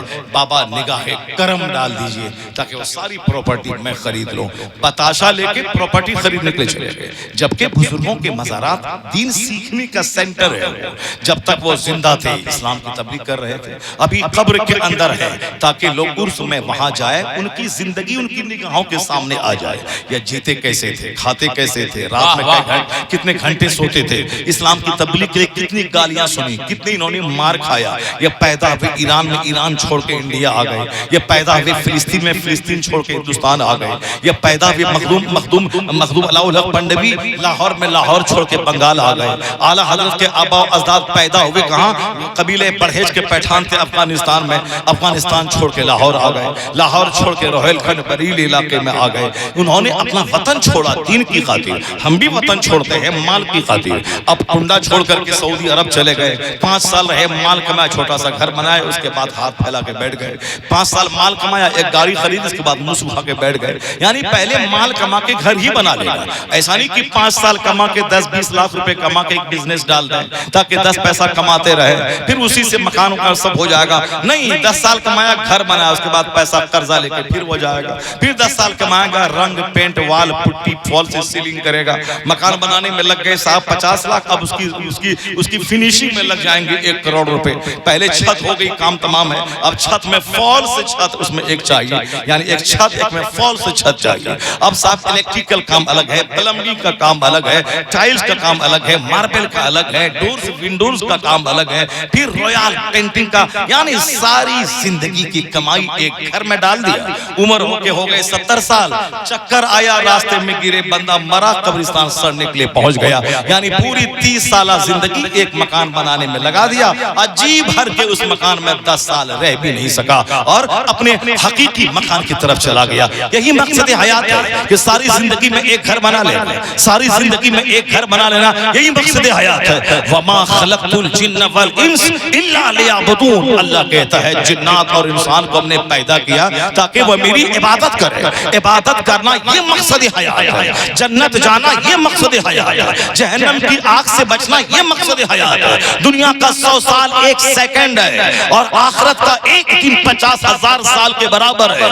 وہاں کا آرام حاصل کرنا یہ مقصد حیات ہے. اسی کو مصطفیٰ ہر خطبہ جمعہ میں, خطبہ عیدین میں, مسجد نبوی میں, مسجد نبوی کی تعمیر کے وقت میں, حجرہ عائشہ میں, اپنی بیٹی فاطمہ کے گھر میں, اپنے بیٹے حسن کریمین کے اپنے نواسے کے سامنے ہمیشہ مصطفیٰ نے آخرت کی بات کی, جنت کی بات کی. ہم نے اپنے گھروں میں آخرت اور جنت کی بات کو طاق پہ رکھ دیا. ہمیشہ راجنیتی کی بات کی, ہمیشہ مار دھاڑ کی باتیں کی, ہمیشہ انجینئر ڈاکٹر بننے کی باتیں کی. نتیجے میں دنیا قتل سے بھر گئی, دنیا خودکشی سے بھر گئی, دنیا کرائم سے بھر گئی, دنیا جرائم سے بھر گئی. اب جینا مشکل ہے. ہر طرف پولوشن, ہر طرف تعفن, ہر طرف قتل, ہر طرف نفرت کا بازار, ہر طرف اتیاچار کا بازار. کیا راجا, کیا مہاراجا, کیا منسٹر, کیا ڈی ایم, کیا ٹیچر, کیا بلاک ڈیولپمنٹ آفیسر, ہر طرف کرائم ہے, ہر طرف جرائم ہے, ہر طرف دنیا میں دنیا اب رہنے کے قابل نہیں رہ گئی. چونکہ لوگوں نے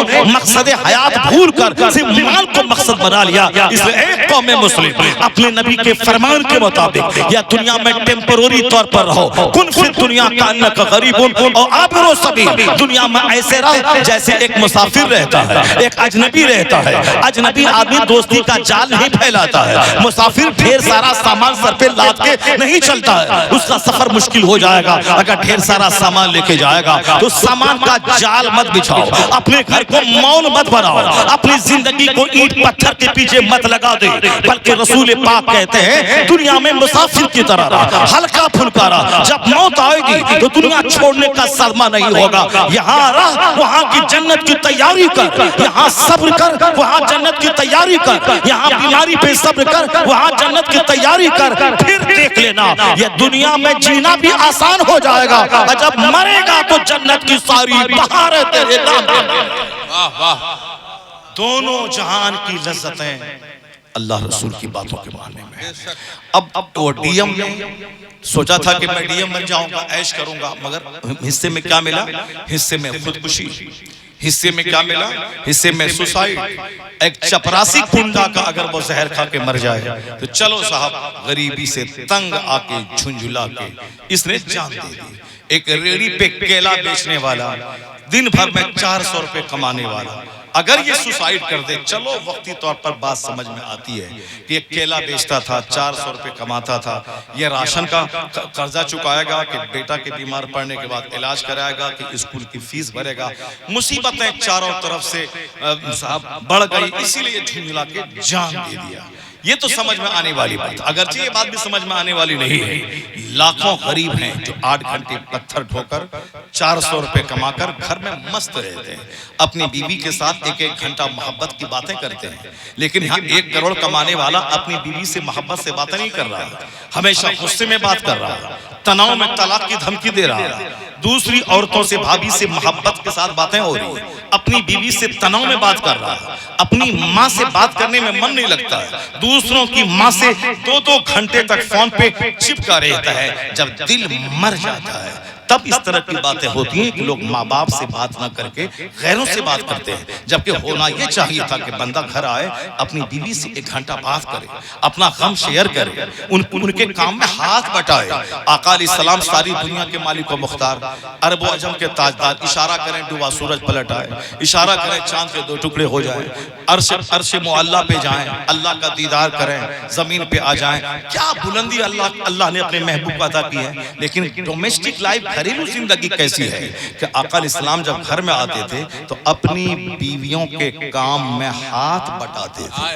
وہ اگر کھانا بنا رہی ہیں تو جہاں جو ہو سکتا تھا سرکار ان کے لیے مدد کرتے تھے آقا علیہ السلام. یعنی وہ ترکاری بنا رہی تو آپ کو سبزی کاٹ دیتے تھے, آپ جلال لا کے دے دیتے تھے. یہ کون؟ دنیا کا عرب و عجم کا تاجدار جن کا کام فرشتہ کر سکتا تھا. لیکن حضور نے ہم جیسے غلاموں کو ایک زندگی کا طریقہ گزارنے کے لیے کہا کہ صرف عورتوں کو نوکرانی مت سمجھ لو, بلکہ تمہاری بیویاں شریک حیات ہیں, ان کے کام میں ہاتھ بٹاؤ.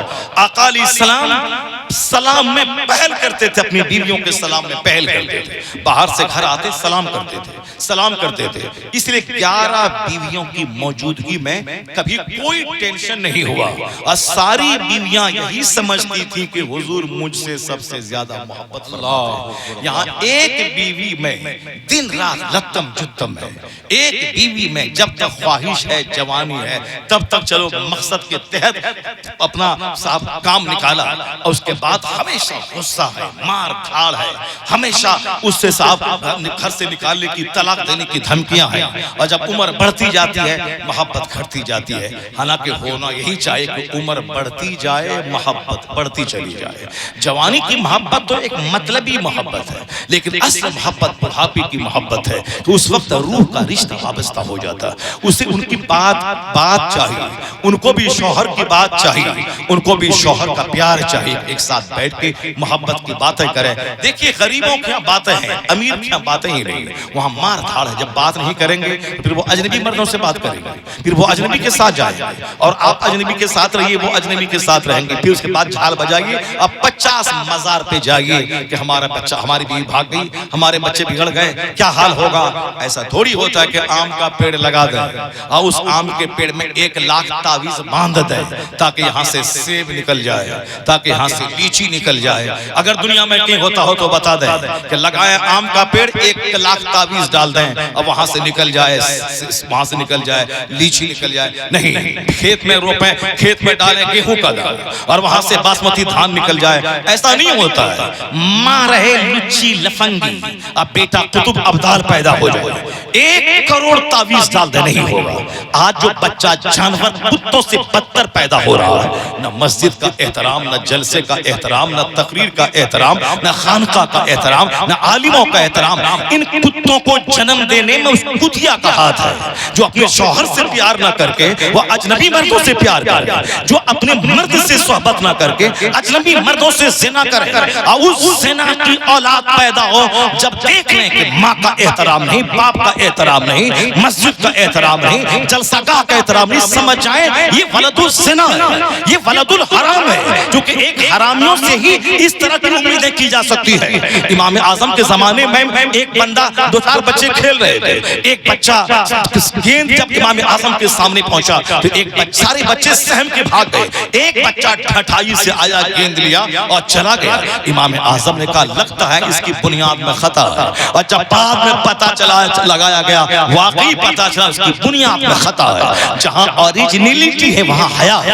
وہاں شرم ہے, وہاں ادب ہے, وہاں ڈسپلین ہے, وہاں انوشاسن ہے. یہ صاحب بلیٹ چلا رہے کردار جانوروں کتوں کی طرح, یہ صاحب 25 لاکھ کی کار چلا رہے, بات کرنے نہیں آتا ہے, بات کرنا نہیں آتا ہے, بلکہ صاحب دولتوں پہ گھمنڈ ہے. دولتیں تو اللہ تعالیٰ کافروں کو اتنا دیا ہے. میں نے کل کی تقریر میں کہا تھا کہ قرآن میں آیا ہے کہ اگر ساری دنیا کے لوگوں کا کافر ہو جانے کا چانس نہیں ہوتا تو اللہ کافروں کو اتنی دولتیں دیتا, ان کے مکان کی چھتیں چاندی کی بنا دیتا, ان کے مکان کی سیڑھیاں سونے چاندی کی بنا دیتا. لولا ان یکون الناس امۃ واحدہ لا جعلنا لمن یکفر بالرحمن لبیوتہم سقفا من فضہ ومعارج علیہا یظہرون. اللہ نے کیا کہا, سارے لوگوں کے ایک ملت پر یعنی کفر پہ جمع ہونے کا اندیشہ نہیں ہوتا تو ہم اپنے باغیوں کو, دشمنوں کو, کافروں کو اتنی دولتیں دے دیتے ان کے مکان کی چھتیں چاندی کی بنا دیتے, ان کے مکان کی سیڑھیاں سونے چاندی کی بنا دیتے, ان کے مکان کے ونڈوز اور ڈورز اور فرنیچر سونے چاندی کی بنا دیتے. مگر آگے اللہ کہتا ہے اگر ہم سونے چاندی کا گھر بنا بھی دیتے تو کتنے دن تک وہ اس میں رہتا, کتنے دن تک, 70 80 90 سال. پھر اس کے بعد تو وہ میرے پاس آئے گا, پھر اس کو تو ہم بتا دیں گے کہ دنیا میں کیا کرتا تھا.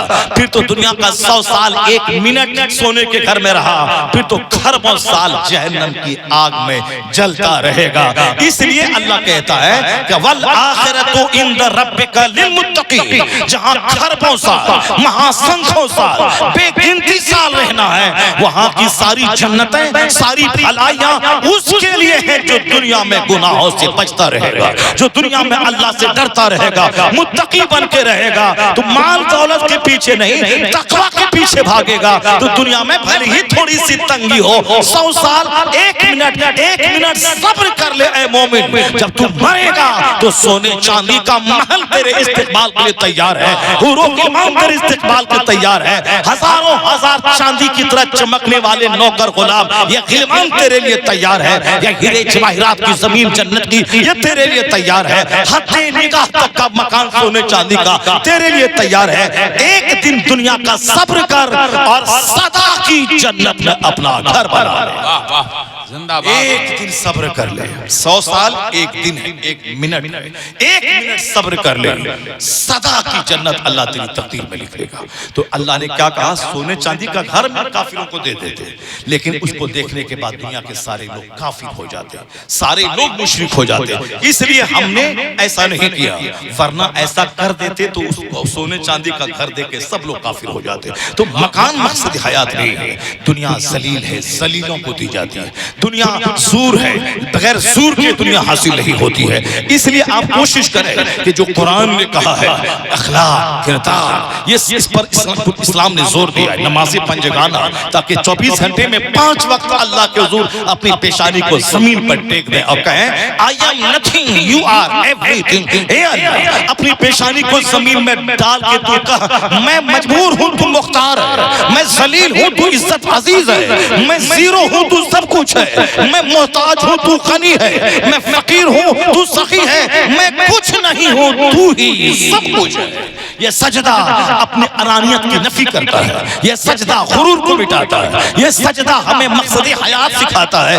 اس لیے اس پیشانی کو زمین پہ ٹیک کے سبحان ربی الاعلیٰ, سارا غرور مٹی میں دفن ہو جائے گا, بندہ عاجزی خاکساری کا نمونہ بن جائے گا. یہ نماز, یہ روزہ, یہ حج, یہ زکوٰۃ, یہ ساری عبادتیں اسی بڑی عبادت کے لیے ہمیں تیار کرتی ہیں. اب ذرا غور سے سنیے, یہ ڈی ایم نے زہر کھا کے مر گیا, تو اس کا مطلب ہے کہ ہمارے بچے جو چاہتے ہیں کہ نماز روزہ چھوڑ کے سکون حاصل کر کے ڈی ایم بن کے ماسٹر بن کے موج مستی کی زندگی گزاریں, جب ڈی ایم زہر کھا کے مر گیا تو تمہاری کیا حیثیت ہے؟ جب شہر میں پٹنہ راجدھانی بہار کی خربوں میں کھیلنے والا وہ جوہری, وہ امریکہ یورپ سے گھوم کے آیا, 4 دن کے بعد اس کی 4 لاش ان کے گھر سے نکلی, چونکہ وہ ارپتی لائسنسی والا گن ریوالور اس کے پاس میں تھا. بیوی کو شوٹ کر دیا, اپنی خوبصورت بیٹی کو انہوں نے شوٹ کیا, اپنے خوبصورت بیٹے کو گولی داغ دی, اخیر میں خود گولی مار کے پوری کہانی ختم کر ڈالی. کون؟ کنڈا کا رکشہ چالک تھا وہ, وہ پٹنہ کا ٹیمپو چلانے والا تھا نہیں, وہ تو امریکہ یورپ میں 50 لاکھ روپے خرچ کر کے گھوم کے آیا ہے. اتنی دولت ہے ان کی, 2-4-10 برانچیز سونے چاندی کی دکان کی, ایک زبردست فلمی اسٹائل کا گھر, ایک ہمیشہ دروازے پہ 2-4 پہرے دار. جب 10 بجے دن تک دروازہ نہیں کھلا تو انہوں نے ان کے دوسرے بھائی کو فون کیا, وہ وہاں سے آیا پولیس والے کو لے کے, دروازہ توڑا تو اندر دیکھا 4 لاشیں پڑی ہوئی, سارا مکان خون سے لت پت ہے. ٹھیلا چالک کا نہیں, رکشہ چالک کا نہیں, کیلا بیچنے والے کا نہیں, پیاز بیچنے والے کا نہیں, کن کا؟ ارب پتی کا. پتا چلا کہ جو ہم لوگ سوچ رہے ہیں کہ ڈاکٹر بن گئے, ماسٹر بن گئے, مکان بنا لیا, بلیٹ خرید لیا تو مزہ زندگی کا مل جائے گا. زندگی کا مزہ اگر ہوتا تو وہ شخص کبھی اپنے گھر کو اپنی کہانی ختم نہیں کر ڈالتا. خودکشی نہیں کر لیتا. بنگلور کا انجینئر کیرنٹ کہانی ہے, سب کو معلوم ہے.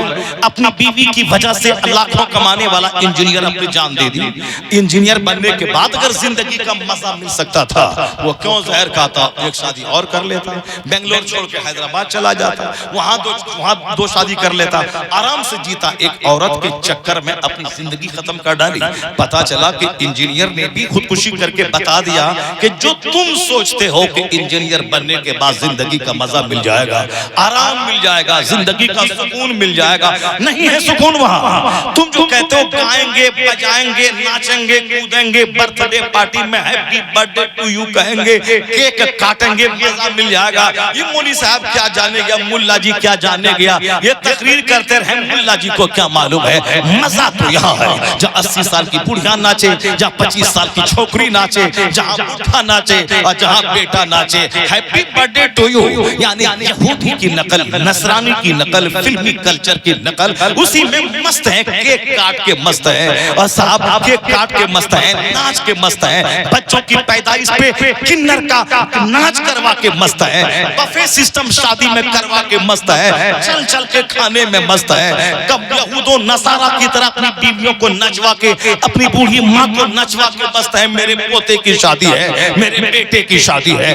جس نبی کا کلمہ پڑھے وہ نبی تو اپنی بیٹی خاتون جنت, جس کا بیٹا حسنین کریم نے تاریخ لکھ لی, انہوں نے اپنے خون سے اتہاس لکھ دیا, اسلام کو بچایا. وہ ایسا بیٹا دینے والی ماں, اس کی شادی مسجد نبوی میں ہو رہی ہے, پرانے کپڑے میں ہو رہی ہے. خاتون جنت, جنتی خواتین کی سردار کی شادی مسجد نبوی میں حضور چاہتے تو علی کے لیے, مولا علی کے لیے سونے کا تاج جنت سے منگوا لیتے. اپنی بیٹی فاطمہ کو سر سے لے کے پاؤں تک جنتی زیورات سے سجا دیتے. مگر اگر حضور ایسا کر دیتے تو آج ہم بھیک مانگ کے اپنی بیٹی کو زیور دیتے. لوگ کہتے بھیک کیوں مانگ رہے ہو, تو ہم کہتے کہ میرے نبی نے بیٹی کو زیور دیا, ہم تو جنت سے منگوا نہیں سکتے, تو کم سے کم بھیک مانگ کے ہی زیور تو دے دیں تاکہ نبی کی سنت ادا ہو جائے.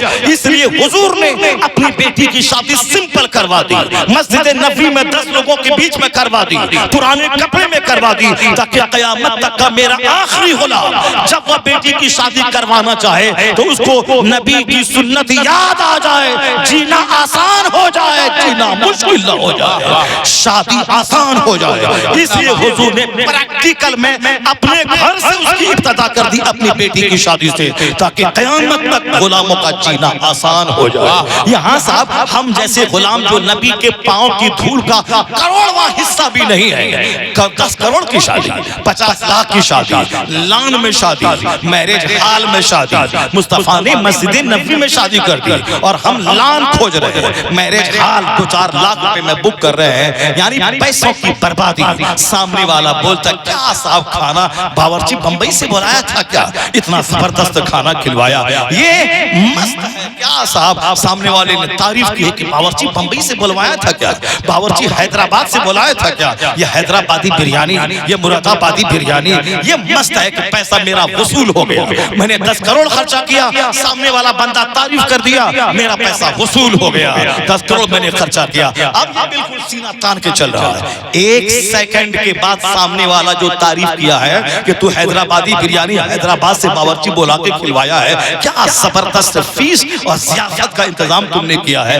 1 سیکنڈ کے بعد جب اس کی نگاہ وارث چشتی سے ملتی ہے تو وہ کہتا ہے حرام کا پیسہ تھا, کھلا رہا ہے, لوٹ کے لایا تھا, کوٹ کے کھلا رہا ہے. اے ہجڑا, تو تعریف سننا چاہتا اللہ کو ناراض کر کے, مصطفیٰ کو ناراض کر کے نہیں ملے گی تعریف. تعریف تو مصطفیٰ کو خوش کرنے میں ہے, اللہ کو خوش کرنے میں ہے, جو سنتوں پہ چلے گا, شریعت پہ چلے گا, قرآن حدیث کے مطابق چلے گا. دنیا والا تعریف کرے نہ کرے, خدا کے نزدیک وہ سرخرو ہے, مصطفیٰ کے نزدیک وہ سرخرو ہے, اور اللہ جسے عزت دینا چاہتا ہے وہ لوگوں کے دلوں میں اس کی محبت عطا فرما دے. نعرہ تکبیر, نعرہ رسالت. اس لیے اگر کاٹے جا رہے ہو کافروں کے ہاتھوں سے تو مت بولنا کہ اللہ کہاں ہے, مت بولنا مصطفیٰ کہاں ہے, مت بولنا غوث کہاں ہے. اسلام ہمارے سے اسلام زندہ نہیں ہے, اسلام آج دنیا میں نہیں آیا ہے.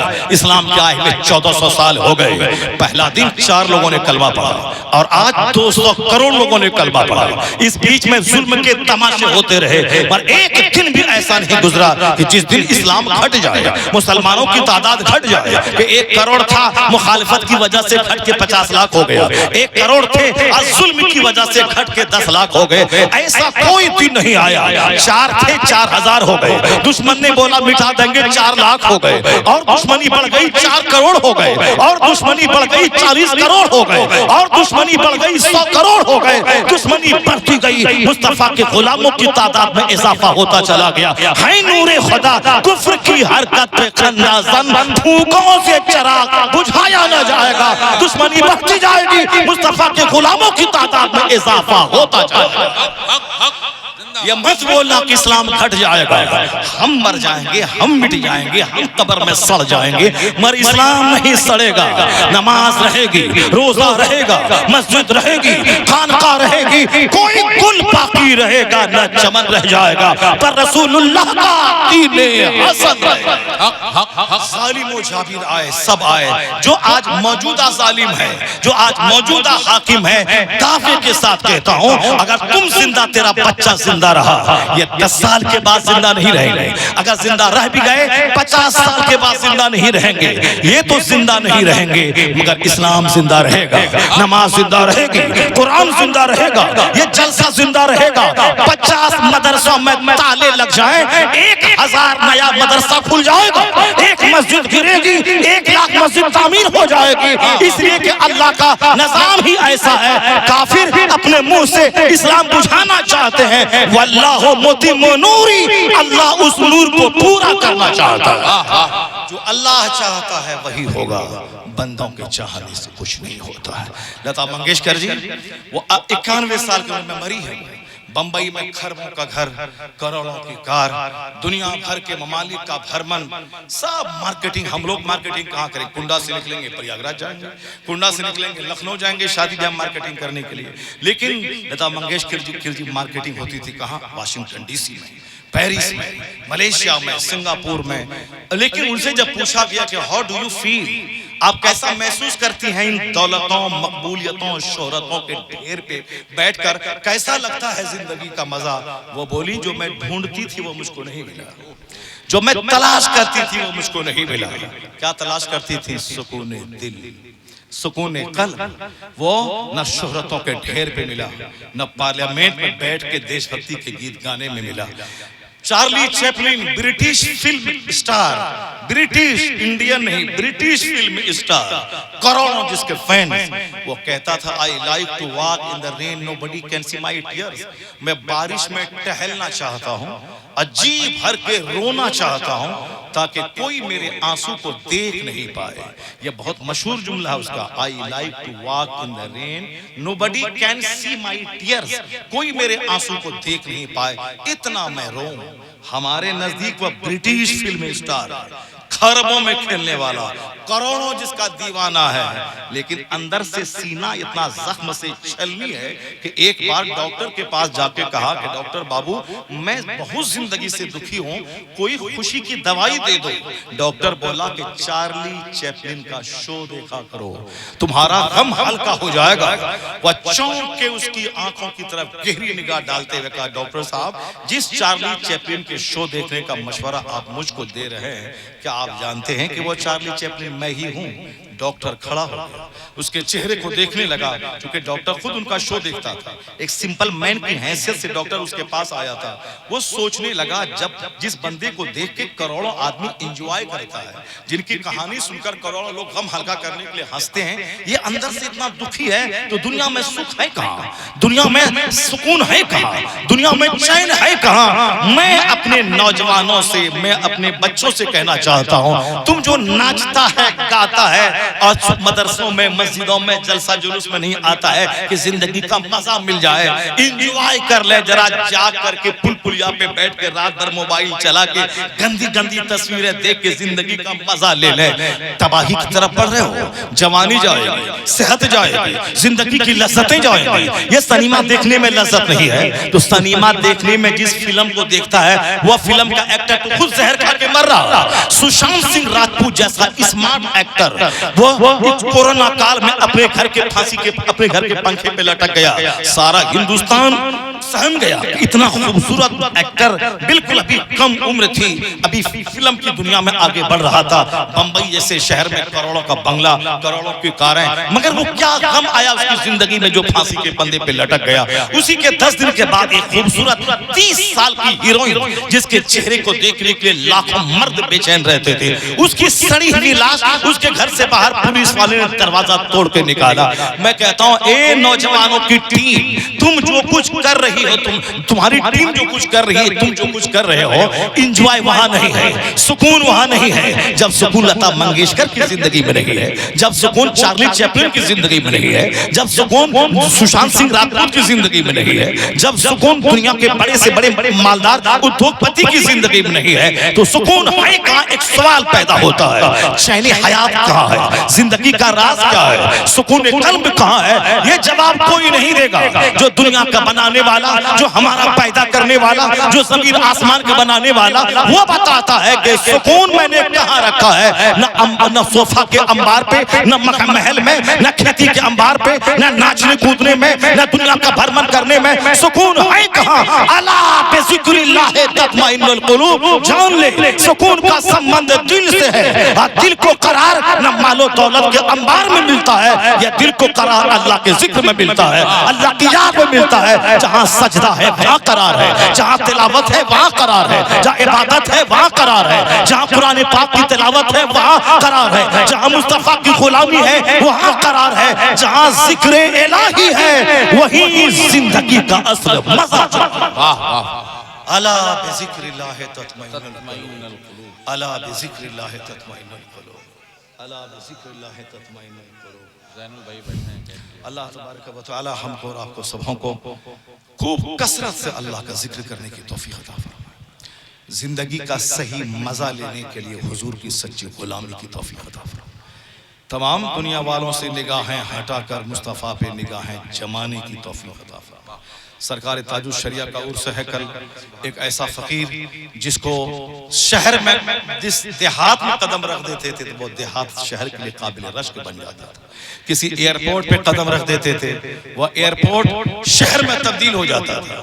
एक लाख नहीं 10-10 लाख का मजमा जिसके नाम पे जमा हो जाए, वो तनहा शख्सियत का नाम सरकार अख्तर रजा खान अज़हरी। जब उनका जिंदगी में तो जो भीड़ लगी पूरी दुनिया में लगी, बाद विसाल जब उनके जनाजे में 50 से ज्यादा ममालिक के करोड़ों लोग जब जमा हो गए, मोदी जी दंग रह गए कि मैं प्रधानमंत्री और ये इंसान का सैलाब कहां से जमा हो गया। अमेरिका का प्रेसिडेंट दंग रह गया।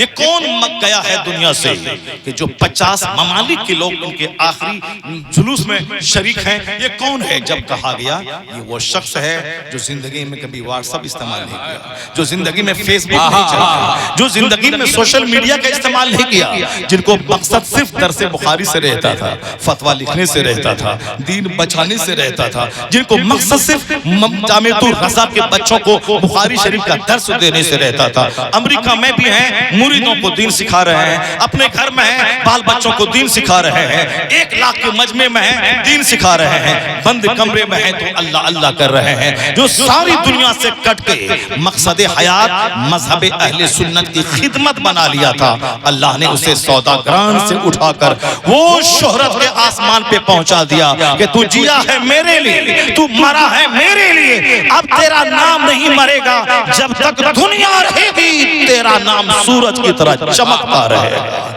A man who dedicates his life for the sake of Allah, आखिरी बात, जो अपना जीवन अल्लाह के लिए समर्पित कर देता है, अल्लाह उसे इज्जत देता है, शोहरत देता है, मकबूलियत देता है। कुछ लोग आज मरे तो 40वां तक उनके बच्चे उसको याद रखते हैं, लेकिन आला हजरत फाजिल बरेलवी के इंतकाल के 108 साल हो गए। पहले उर्स में चंद लोग, दूसरे उर्स में चंद लोग, तीसरे उर्स में थोड़ा ज्यादा, 10, 20, 25, 50, 60, 70, 80, 90, हर साल उर्स में हजारों की तादाद में लोग बढ़ते गए। 160 साल के बाद दूसरे कोई होते, उसको सिर्फ किताब के पन्नों में जगह मिलती, हजारों 30 लाख की तादाद में उनकी कब्र पे लोग हाजिरी देकर अकीदत का खराज नहीं पेश कर सकते। मगर वो आला हजरत थे जो सारी जिंदगी مصطفیٰ کا نغمہ گاتے رہے، حضور کے عزت ناموس کا تحفظ فرماتے رہے، تو اللہ نے وہ عزتیں دے دی کہ دن گزرتا جا رہا ہے، ان کی شہرت بڑھتی جا رہی ہے، اور پوری دنیا میں چرچا رضا کے بیٹے کا، رضا کے پوتے کا، رضا کے پڑپوتے کا، رضا لاجواب، مفتی اعظم ہند لاجواب، حجت الاسلام لاجواب، مفسر اعظم ہند لاجواب، اختر رضا خان ازہری لاجواب، اس طرح چمکا دیا کہ وادی رضا کی کوہ ہمالا رضا کا ہے، جس تم تو دیکھیے وہ علاقہ رضا کا ہے، وہ علاقہ رضا کا ہے۔ اللہ تعالیٰ اس مرد مجاہد کی قبر پہ رحمت و نور نازل فرمائے، کروٹ جنت میں اعلیٰ مقام عطا فرمائے، اور ہمیں بھی ان کی زندگی سے سبق حاصل کرنے کی توفیق عطا فرمائے۔ زندگی میں تو کوئی بھوکا نہیں رہتا، سب لوگ کھاتے ہیں، لیکن جو صرف کھانے کے لیے زندہ رہتا ہے ان کو بال بچہ یاد نہیں رکھتا، لیکن جو مسلک مذہب دین کے لیے زندہ رہتا ہے وہ یہاں اچھا کھاتا ہے، مرنے کے بعد جنت میں اچھا کھاتا رہے گا۔ یعنی دونوں جہان کی لذتیں دین کی خدمت میں پوشیدہ ہیں، اور جو صرف دنیا کے پیچھے پاگل ہوگا یہاں بھی ذلیل ہوگا، وہاں کی ذلت تو ہے ہی۔ اللہ تعالی ہم کو، آپ کو، سبوں کو اللہ کے رسول کی پیروی و اتباع کرنے کی توفیق عطا فرمائے، کثرت سے ذکر الہی کی توفیق عطا فرمائے، گناہوں سے نظریں ہٹا کر نیکیوں پہ نظریں جمانے کی توفیق عطا فرمائے، آمین۔ وآخر دعوانا الحمدللہ۔